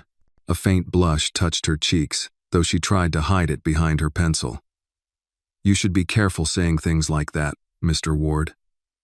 People might think you've gone sentimental. Maybe I have, he said. She arched an eyebrow. The Ethan Ward I knew didn't believe in sentimental. He stepped closer, leaning against the doorway. The Ethan Ward you knew thought feelings were weaknesses. Turns out, they're the only thing worth having. Her smile softened. But before she could reply, Anna called out, Mommy! Look! It's you and him. They both turned. On the floor lay a child's drawing. 3 stick figures holding hands under a big yellow sundae. A woman with long hair, a man with messy brown hair, and a little girl in the middle wearing a pink dress. Above them, in shaky letters, Anna had written, My family. The words hit harder than either of them expected. Nyla's eyes filled, and Ethan had to blink quickly to steady himself. It's beautiful, Nyla said softly. Anna grinned. It's for the fridge. Ethan crouched beside her. Then that's exactly where it's going. They pinned it there together. The paper slightly crooked, but perfect in its imperfection. As the day stretched into evening, Margaret set the dining table. She'd prepared roast chicken, mashed potatoes, and cornbread, the kind of meal Ethan hadn't tasted since his mother's days. Anna sat between them, chatting endlessly about the cartoons she'd seen in the hospital. Nyla laughed often, her voice still raspy, but stronger. Ethan mostly listened, soaking it all in. For a man who'd lived surrounded by silence, the music of family was overwhelming in the best way. After dinner, when Anna had gone upstairs to her new room, Nyla lingered in the kitchen, drying dishes beside him. You didn't have to do all this, she said quietly. He handed her a plate. You keep saying that, because it's true. He looked at her. And you keep thinking kindness comes with debt. It doesn't. Not this time. She placed the plate down, meeting his gaze. It's hard to unlearn survival, Ethan. I know, he said softly. And I'll wait while you do. For a long moment, the only sound was the faint ticking of the kitchen clock. Then Nyla reached for the towel he was holding, her hand brushing his. It wasn't intentional, but the touch lingered. Her eyes lifted to meet his uncertain, searching, but not afraid. Thank you, she whispered. For what? For showing up. He smiled faintly. It's about time. Later that night, after Anna had fallen asleep surrounded by her new stuffed animals, Ethan stood outside her door. Nyla joined him, her hand resting on the frame. They both watched quietly as Anna slept, her curls spread like a halo on the pillow. She's been through more than most adults, Nyla murmured. She's tougher than anyone I've ever met, he said. Nyla nodded. She gets that from you, he chuckled softly. I don't think I earned that credit. She looked at him, her voice low. You did. You found her when no one else did. You gave her back her life. He turned toward her. And she gave me mine back. Their eyes met again, and the silence between them stretched, not uncomfortable, but heavy with everything unsaid. It wasn't love reborn yet. It was the quiet, before something real. The following days settled into rhythm. Morning walks with Anna in the garden, Nyla sketching at the kitchen table, the smell of coffee and sunlight drifting through the house. Every evening, Ethan found himself drawn to their laughter like a man learning what warmth really felt like. One afternoon, Nyla sat by the window, sketching the old oak tree in the yard. She keeps asking when she can go to school again, she said softly. She'll start soon, Ethan replied. We'll find somewhere good. Somewhere that won't judge her by what she's been through, or by who her parents are. Nyla smiled faintly. That sounds like a dream. Then let's build it, he said. She looked at him, eyes shining. You really think we can? He nodded. I know we can. Outside, Anna's laughter rang out again as she chased butterflies in the garden. Nyla turned back to her sketch, her pencil trembling slightly, but her smile steady. For the first time in years, the world no longer felt cruel. It felt possible. Spring deepened. The days grew longer, softer. The garden that had once been a stretch of empty lawn was now alive with tulips and the faint buzz of bees. Anna spent hours outside, her laughter carrying through open windows while Nyla painted by the porch. Ethan had taken to working from home, his laptop perched on the kitchen counter as coffee brewed and the smell of cinnamon toast filled the air. Life, for the first time in years, had rhythm. One Thursday morning, as sunlight poured through the curtains, Nyla stood by the sink, staring at a small envelope on the counter. It bore the seal of the family court. Her hand trembled slightly as she turned it over. Ethan entered, drying his hands with a towel. It came? He asked. She nodded. The final guardianship review. He pulled out a chair. Let's open it together. Her eyes flickered with uncertainty. I'm scared. He smiled gently. That's usually how good things start. With a deep breath, she tore the envelope open. Inside was a short letter, stamped and signed. Her eyes moved quickly over the words. Then she froze. What is it? Ethan asked. Her lips parted. They approved joint guardianship permanent, effective immediately. For a long moment, neither of them spoke. Then Anna's small voice came from the doorway. What's guardianship? Nyla turned, blinking back tears. It means, she said softly, you officially have two people who love you more than anything in the world. Anna's face lit up. Forever? Ethan knelt down and smiled. Forever. She threw her arms around them both, and in that simple embrace, something long broken in Ethan's chest finally mended. That evening, they celebrated with takeout pizza and chocolate cake. Anna made a mess of frosting. Nyla laughed until she cried, and Ethan found himself thinking that maybe redemption didn't come with grand gestures, it came with small, ordinary moments that made a person whole again. Later that night, when Anna was asleep, Nyla joined him on the back porch. The air smelled like rain, and the crickets hummed softly from the grass. You didn't have to do all that paperwork, she said. I wanted to, he replied. I wanted you both to know you're not temporary in my life. She looked out at the garden. You've changed, he chuckled. That's what happens when you stop pretending you don't have a heart. Her expression softened. I see it now. You're not the man who left. He turned to her. And you're not the woman I left behind. You're stronger. They sat in silence for a while, watching lightning flicker faintly in the distance. Then Nyla spoke again, her voice barely above a whisper. He's still out there. Ethan? Ethan's jaw tightened. The man who hurt you? She nodded. Mark. He was arrested after what happened. But they released him on probation before my coma. I don't even know where he is now. The name hit him like ice. If he comes near you or Anna, he won't, she interrupted, though her voice trembled slightly. But sometimes at night I still wake up afraid. Ethan reached across the table and covered her hand with his. You don't have to be afraid anymore. You have me. You have this home. You have protection. She nodded, trying to steady her breath. I know. It's just hard to let go of the past when it still feels like it's watching you. He squeezed her hand. Then we'll face it together. Whatever comes. Her eyes glistened. You really mean that? I haven't meant anything more in my life. She smiled faintly, the corners of her eyes crinkling. You sound like someone who finally found his purpose. Maybe I did. The rain began to fall, soft at first, then heavier. They didn't move. The sound was comforting, cleansing. Nyla leaned back against the chair, closing her eyes. For the first time in years, she wasn't waiting for something terrible to happen. Inside, Anna stirred in her sleep, clutching Marshmallow close.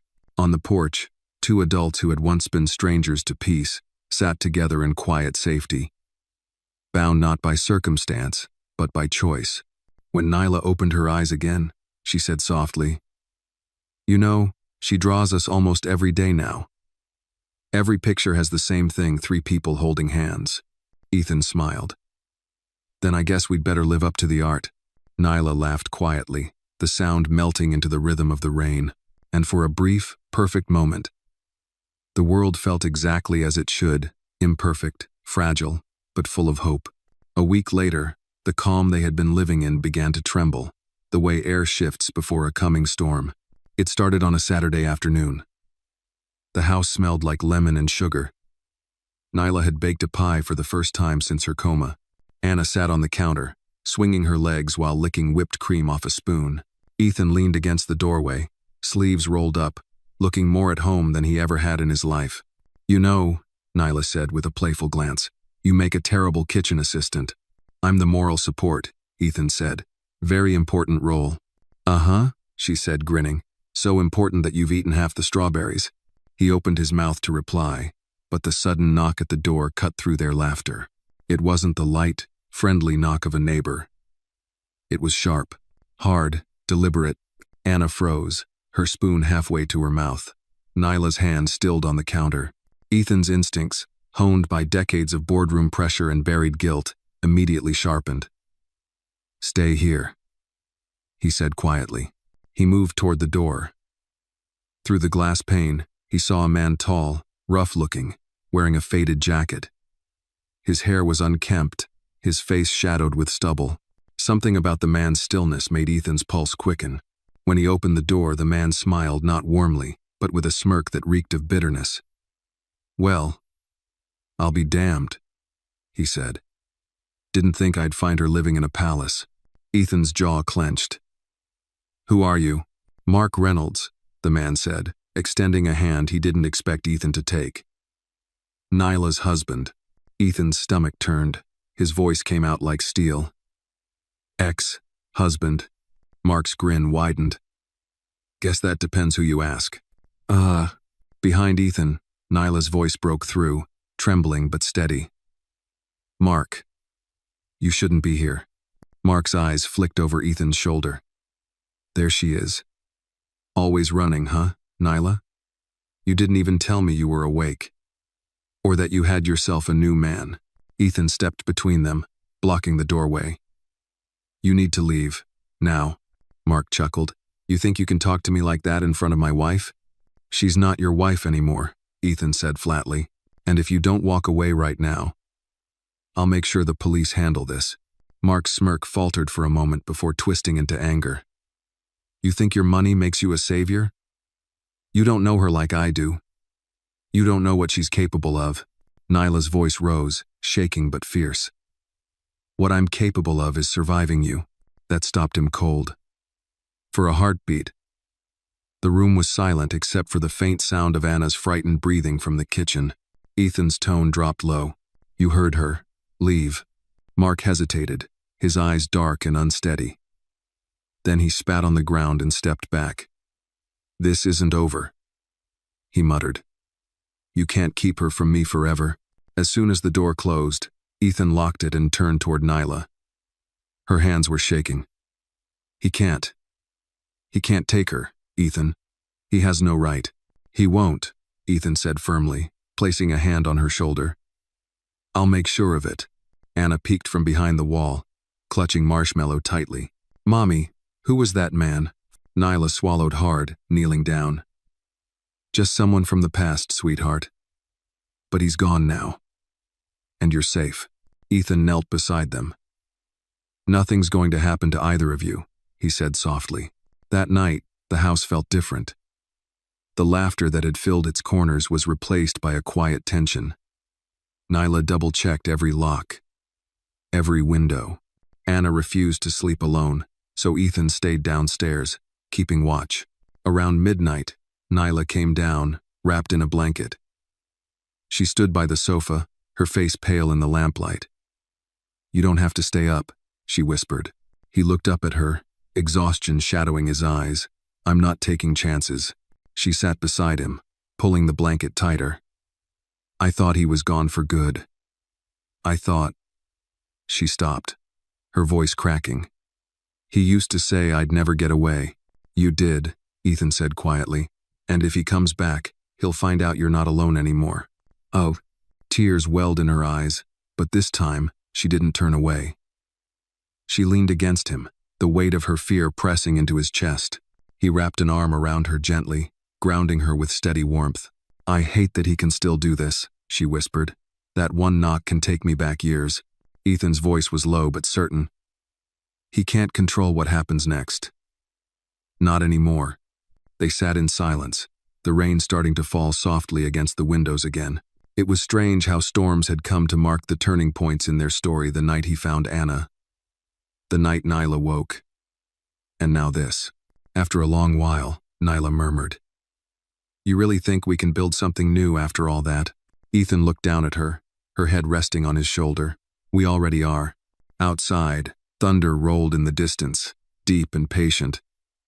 But inside the house, they stayed close, unbroken. The next morning arrived gray and still, as if the world itself were holding its breath. Ethan hadn't slept. He sat in the living room, a mug of cold coffee untouched beside him, watching the rain streak down the wide bay window. The storm had passed overnight, but the air felt heavy with what lingered. When Nyla came downstairs, her hair tied loosely, the shadows under her eyes told him she hadn't slept either. Anna followed a few steps behind, dragging her blanket, blinking drowsily. Is the bad man gone? She asked softly. Ethan set the mug aside and crouched down to her level. Yes, sweetheart. He's gone. And he's not coming back. Anna looked at him for a long moment, then nodded with the simple trust only a child could give. She climbed onto the couch, hugging Marshmallow. Nyla exhaled shakily and walked to the window. He found us, she whispered. He really found us. Ethan rose and stood beside her. He didn't find you. He stumbled across what he's already lost. There's a difference. She looked at him, eyes wet but steady. You don't understand, Ethan. Men like Mark, they don't just disappear. They follow you in your head long after they're gone. I do understand, he said quietly. Maybe not from the same kind of pain, but I know what it's like to be haunted by something you can't change. For a moment, neither spoke. Then he added, that's why we take our lives back piece by piece. A few hours later, Ethan was on the phone with Sarah Langley, the social worker who had helped with Anna's case. He showed up at the property yesterday, Ethan said, his voice low but firm. I want a restraining order filed immediately. And I want his probation officer notified. Sarah's tone was sharp with concern. Was there violence? No, just threats, Ethan replied. But it's enough. I won't wait for him to try again. I'll start the paperwork today, Sarah said, and I'll flag his file. If he violates the order, he'll go straight back to jail. Thank you, Ethan said. And Sarah, make sure Nyla doesn't have to deal with him directly. Not ever again. When he hung up, Nyla was standing in the doorway. She had heard enough to understand. You didn't have to do that for me. He turned toward her. I didn't do it for you.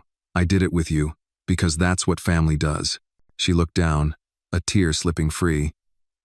I'm not used to being protected. Oh, then it's time you got used to it, he said gently. That night, after dinner, Nyla insisted on putting Anna to bed herself. She sat by her daughter's side, humming softly, brushing a small curl from her forehead. You're safe now, baby, she whispered. I promise. Anna yawned. Are you going to stay here forever, Mommy? Nyla smiled faintly. As long as you need me. When she came downstairs, Ethan was sitting on the porch steps, watching the sky fade from gold to blue. She joined him, wrapping her cardigan tight. It's strange, she said softly. For so long, I thought strength meant facing everything alone. He nodded. I used to think that too. Now it just feels exhausting, she admitted. He smiled. That's because real strength isn't isolation, it's endurance. And endurance is better with company. She turned toward him, her voice almost a whisper. Do you ever think we were meant to find each other again? I think life gives second chances to the people who stop running from them, he said. Her gaze held his for a long, quiet moment. Then she said softly, I'm not running anymore. He reached out, brushing a tear from her cheek with his thumb. Then neither am I. The days that followed were calmer. Ethan installed new security cameras and changed the locks. Nyla began sketching again in earnest, her drawings fuller, bolder, filled with light. Anna started kindergarten and came home each day with stories about her new friends, her laughter echoing through the house like sunlight. But one evening, as Ethan was closing his laptop, his phone buzzed with a message from an unknown number. You think a piece of paper will stop me? She's mine.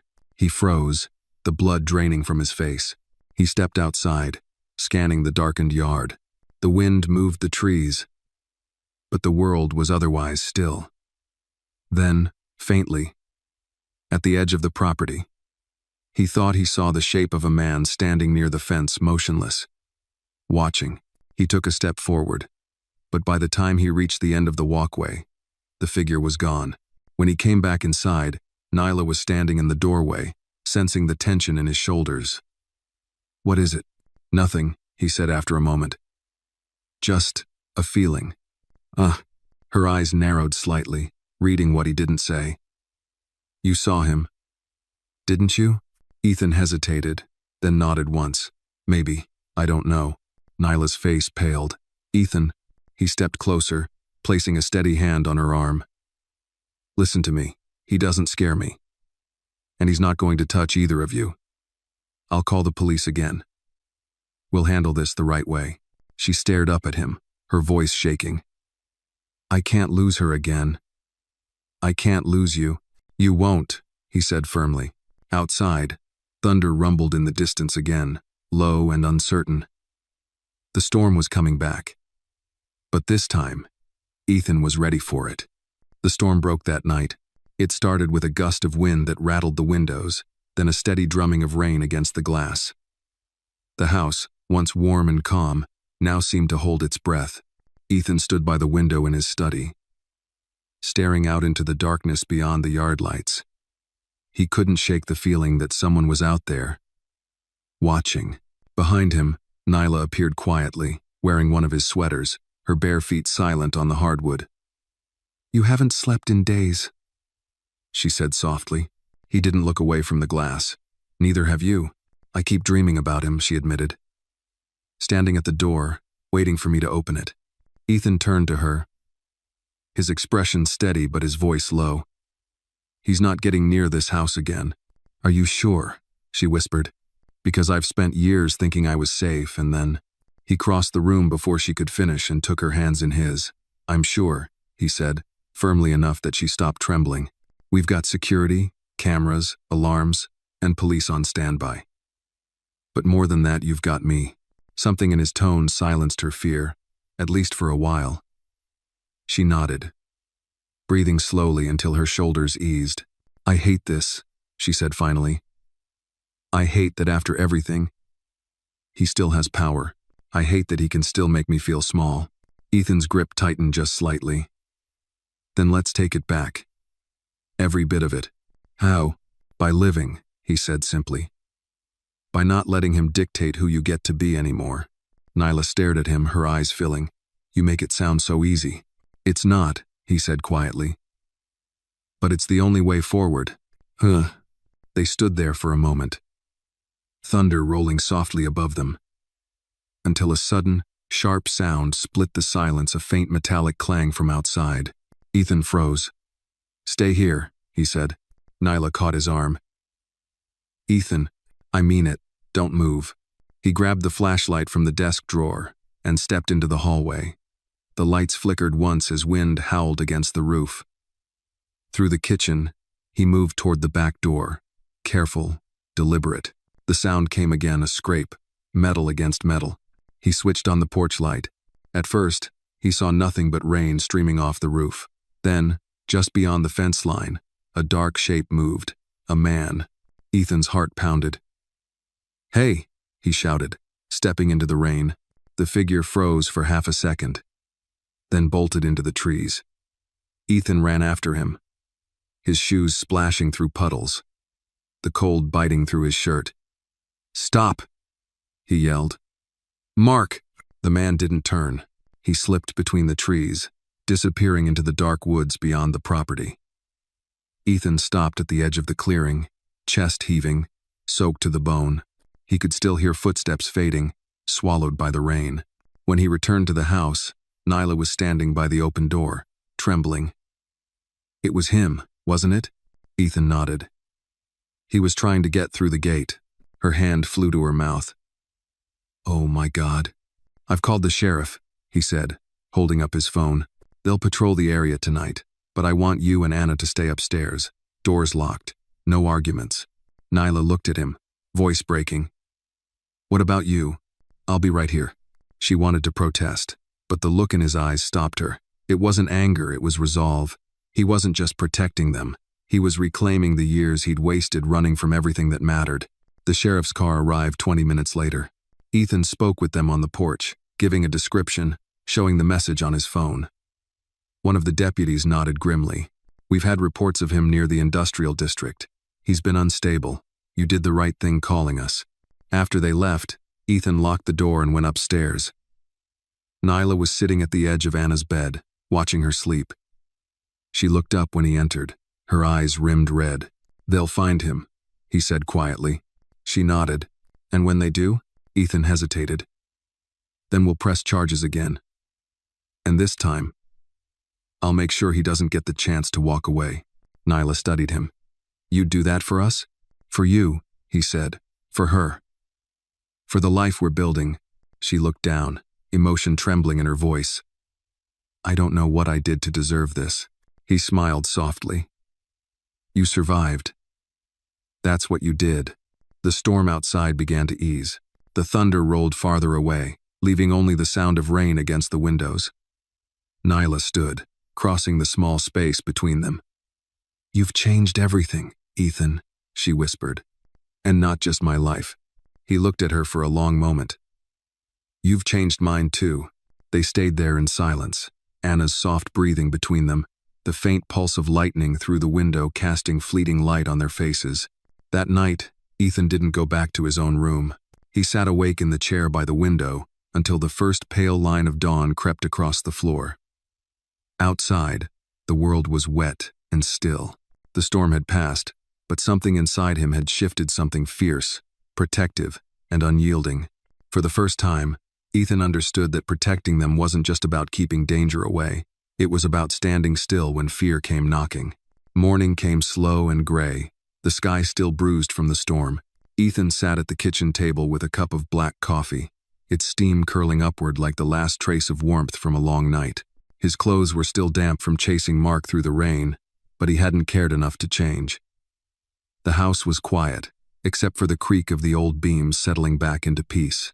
Nyla appeared at the doorway, wrapped in one of his oversized shirts, her hair still tousled from sleep. She hesitated for a moment, watching him in silence. You didn't sleep again, she said softly. He smiled faintly. I was waiting for the Sunday. Did it come? He glanced toward the pale light outside. Not yet. But it will. She moved closer, barefoot, the wooden floor cool beneath her steps. The police called, she said, sitting opposite him. They found his truck by the river. Empty. Ethan's jaw tensed. Did they say if he was nearby? No, she said quietly. But they think he might have left town. He nodded, but his eyes didn't soften. I'll believe that when I see it. Nyla reached across the table and placed her hand on his. Her fingers were warm, steady. You can't live like this, she said. Neither of us can waiting for him to show up again. I'm not waiting, Ethan said, his tone quiet but firm. I'm preparing. There's a difference. She studied him. The man across from her wasn't the cold executive she had once loved and lost. This was someone else stripped of vanity, stripped of armor, all focus and fierce devotion. You've changed, she said. He smiled slightly. Maybe I just remembered who I used to be before ambition took everything from me. Nyla's eyes softened. That man, the one who used to drive out to the coast just to watch the tide, that's the man I fell in love with. Ethan looked at her then, really looked, and something inside him unclenched. He's still here, he said quietly. He's just been waiting for you to find him again. Before she could respond, a small voice broke the moment. Mommy? Anna stood at the bottom of the stairs, clutching Marshmallow. Her curls were wild, her pajamas wrinkled, and her eyes still heavy with sleep. Nyla turned, her voice instantly soft. Good morning, baby. Did the bad man go away? Anna asked. Ethan rose from his chair and crouched beside her. He's gone, sweetheart. And you know what? You were brave. You helped keep Mommy safe. She smiled sleepily. Like a superhero? The bravest one I know, Ethan said. She giggled and hugged him, the kind of unguarded hug that dissolves fear. Nyla watched them, her heart swelling with something she hadn't felt in years, peace that didn't feel borrowed. The rest of the day passed quietly. Anna played in the garden while Nyla and Ethan cleaned the porch, sweeping away branches left by the storm. The air smelled of wet earth and sunlight. When Anna tired herself out, she fell asleep on the swing under the oak tree. Marshmallow tucked under her arm. Nyla sat on the steps, sketching, while Ethan trimmed the hedges. She looked up at him, her pencil pausing. You know, she said, I used to dream of this. Not the house, not the money, just this. Quiet, safety, someone I could breathe beside. Ethan stopped and leaned on the shears. And now that it's here? She smiled faintly. It still feels like a dream I don't want to wake from. He walked over and sat beside her. Then don't. Stay in it. Let it be real. Nyla looked down at her sketchbook. She was drawing Anna asleep on the swing, her curls soft in the sunlight. I used to draw to escape, she said. Now I draw to remember. He glanced at the picture. She's beautiful. She's everything, Nyla whispered. A quiet fell between them, the kind of quiet that only exists between people who have already said everything that matters. As the afternoon faded into evening, Ethan went inside to check the mail. Among the bills and letters was one small envelope with no return address. He frowned and tore it open. Inside was a single Polaroid.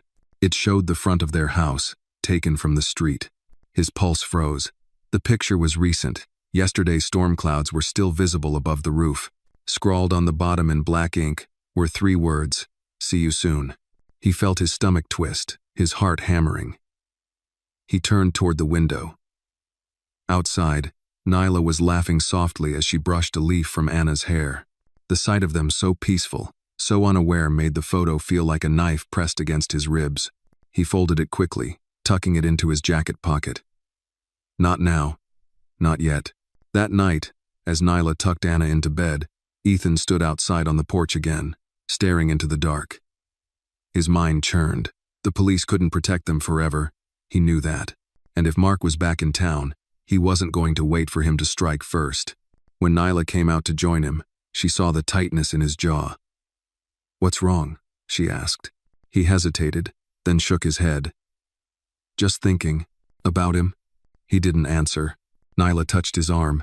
Ethan, you can't fight darkness with more darkness. You'll lose yourself. He turned toward her, his eyes shadowed but calm. I'm not fighting for revenge, Nyla. I'm fighting for you and Anna. That's all. Her eyes glistened. Just promise me you'll come back to us. No matter what happens. He nodded, though the promise weighed heavier than she could know. I will. They stood there together as the wind whispered through the trees. The night calm but fragile. The kind of calm that comes just before something breaks. And deep in Ethan's chest, a silent vow took root, a promise that if Mark Reynolds ever came for them again, it would be the last thing he ever did. Ethan barely slept. Every creak of the house, every rustle of branches outside kept him on edge. When dawn came, he was already up, pacing the kitchen, the Polaroid from the night before spread flat on the table beneath his hand. He stared at the photo again, their house, peaceful and fragile, framed by gray clouds and the message written beneath it, "See you soon." He'd lived through deals worth millions, negotiated takeovers with men who'd cut throats for less. But this was different. This was fear sharpened into resolve. When Nyla entered, her hair loose, a sweater draped over her shoulders, she instantly noticed the tension in his shoulders. "It's worse, isn't it?" she asked. Ethan hesitated, then slid the photo across the table. Her face drained of color as she looked at it. "He's close," she whispered. "Oh my God. Listen to me," Ethan said quickly, taking her trembling hands. "I've already spoken to the police. They're sending a patrol tonight, but I'm not waiting for them. I'm going to end this." Nyla looked up, fear tightening her features. "What are you talking about?" "I'm going to find him," Ethan said. His voice was low but unshakable. "He's playing games, watching, waiting for a reaction. The only way to stop that is to go on the offense." "Ethan, no." Her voice broke. "He's dangerous. You don't know what he's capable of." "I don't care what he's capable of," Ethan said. "I care what I am." Nyla stood, gripping the back of a chair. "You promised me. You promised you wouldn't let the darkness win." He looked at her, the conflict burning behind his eyes. "And I won't.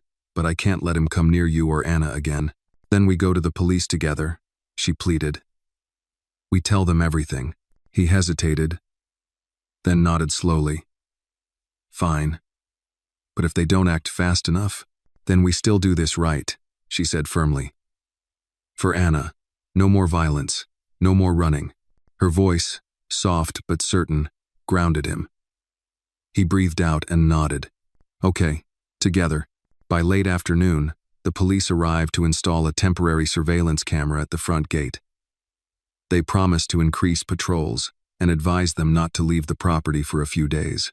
Ethan thanked them, but the unease didn't fade. That evening, as rain clouds gathered again, Nyla tucked Anna into bed early.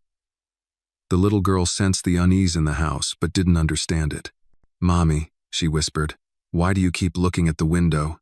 Nyla forced a smile, "Just making sure the stars can see us." Anna giggled sleepily. "Then tell them good night for me." "I will," Nyla whispered, kissing her forehead. Downstairs, Ethan checked the doors again, then poured 2 cups of tea. When Nyla joined him, they sat in the living room, the soft hum of the rain filling the silence between them. "I keep thinking," she said after a while, "that maybe he won't stop until one of us is broken." Ethan shook his head. "No, he'll stop when he realizes he's powerless. And what if he doesn't?" Ethan looked at her, his eyes fierce but calm. "Then he'll have to face me." She reached out, her hand brushing his. "I used to hate how certain you always sounded. Now I think it's the only thing keeping me from falling apart." He smiled faintly. "Then I'll keep pretending to be certain." They sat together until the rain grew heavier, the thunder rumbling softly in the distance. It should have been comforting, but both of them knew storms had become omens in their lives. Around midnight, Ethan stirred from the couch. Something outside had changed, a faint sound, subtle but deliberate. A car engine idling. He moved quietly to the window. Through the rain, he could see the faint glow of headlights at the far end of the driveway. "Nyla," he whispered. She appeared almost instantly, her face pale. "What is it?" "Someone's here."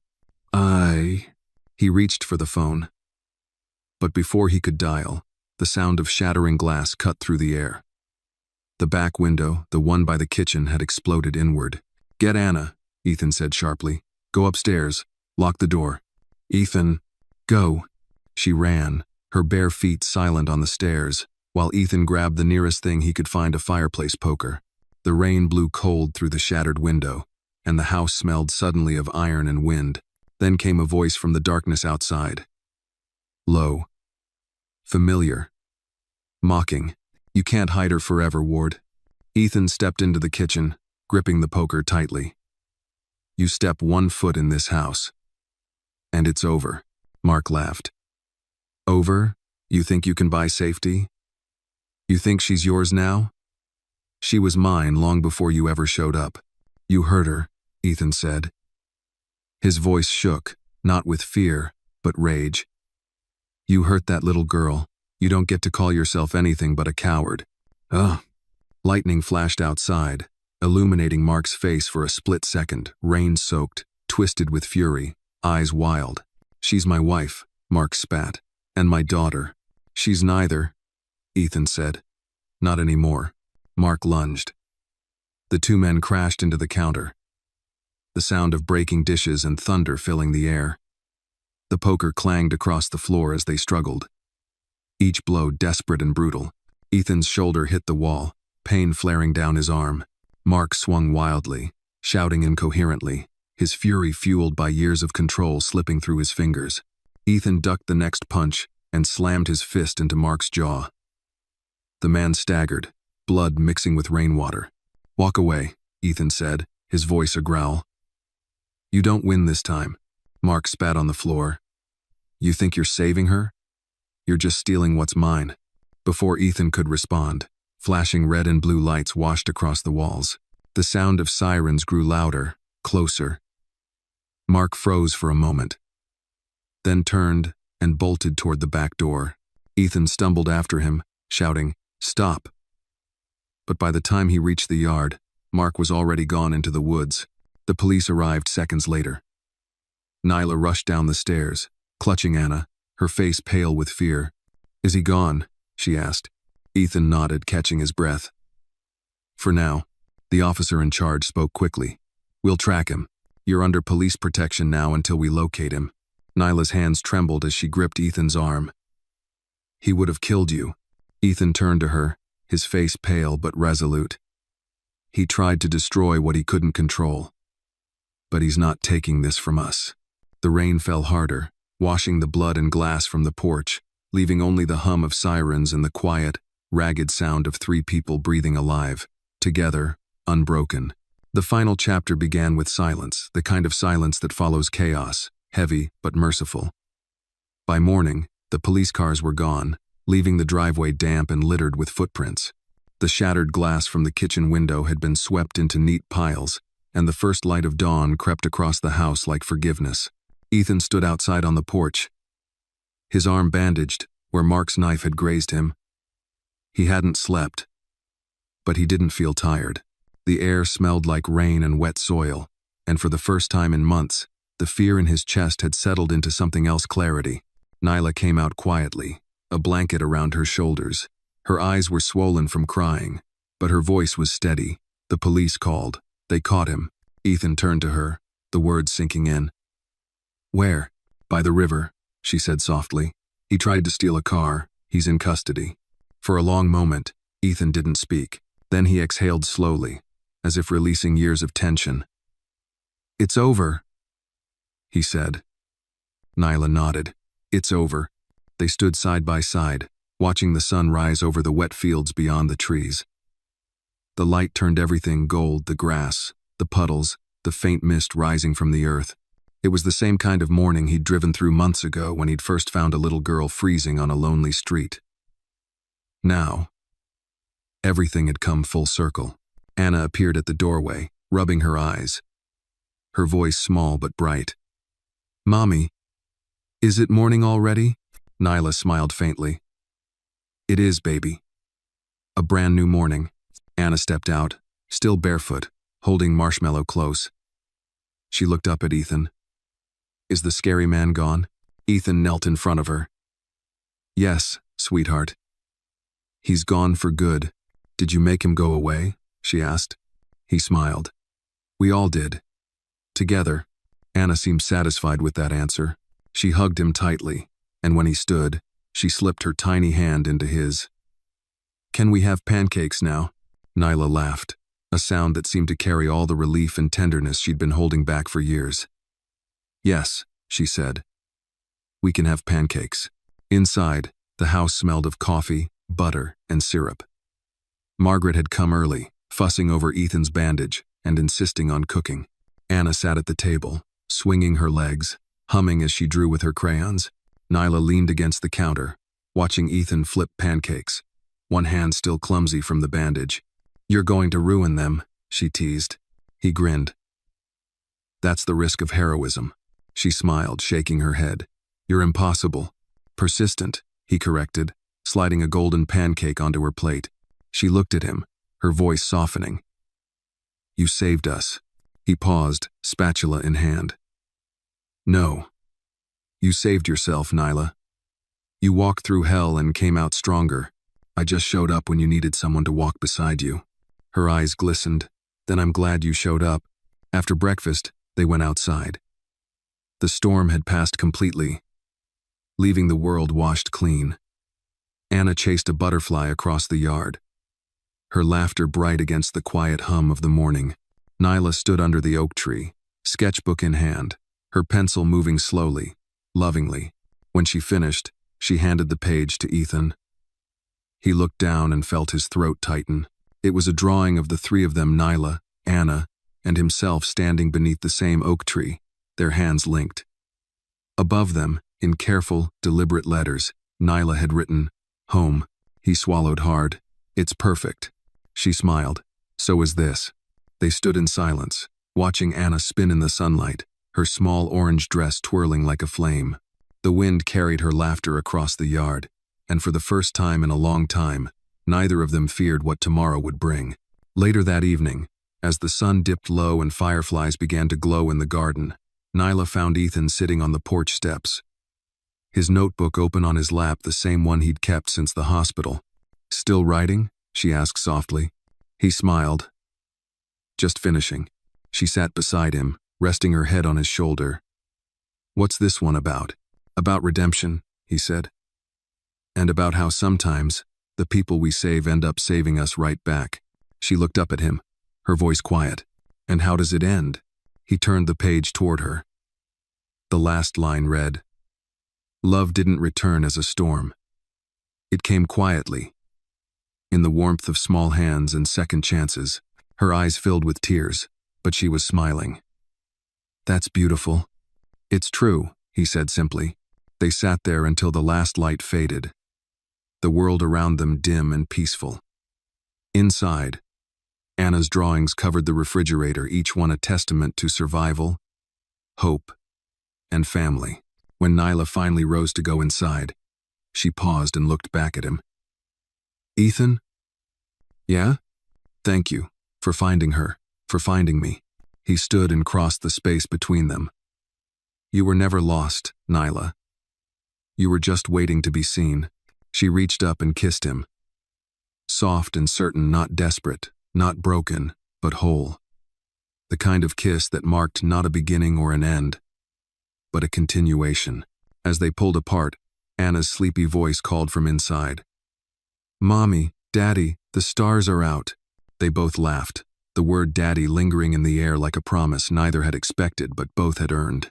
Ethan took Nyla's hand, and together they stepped inside, the house warm with light, the past finally behind them.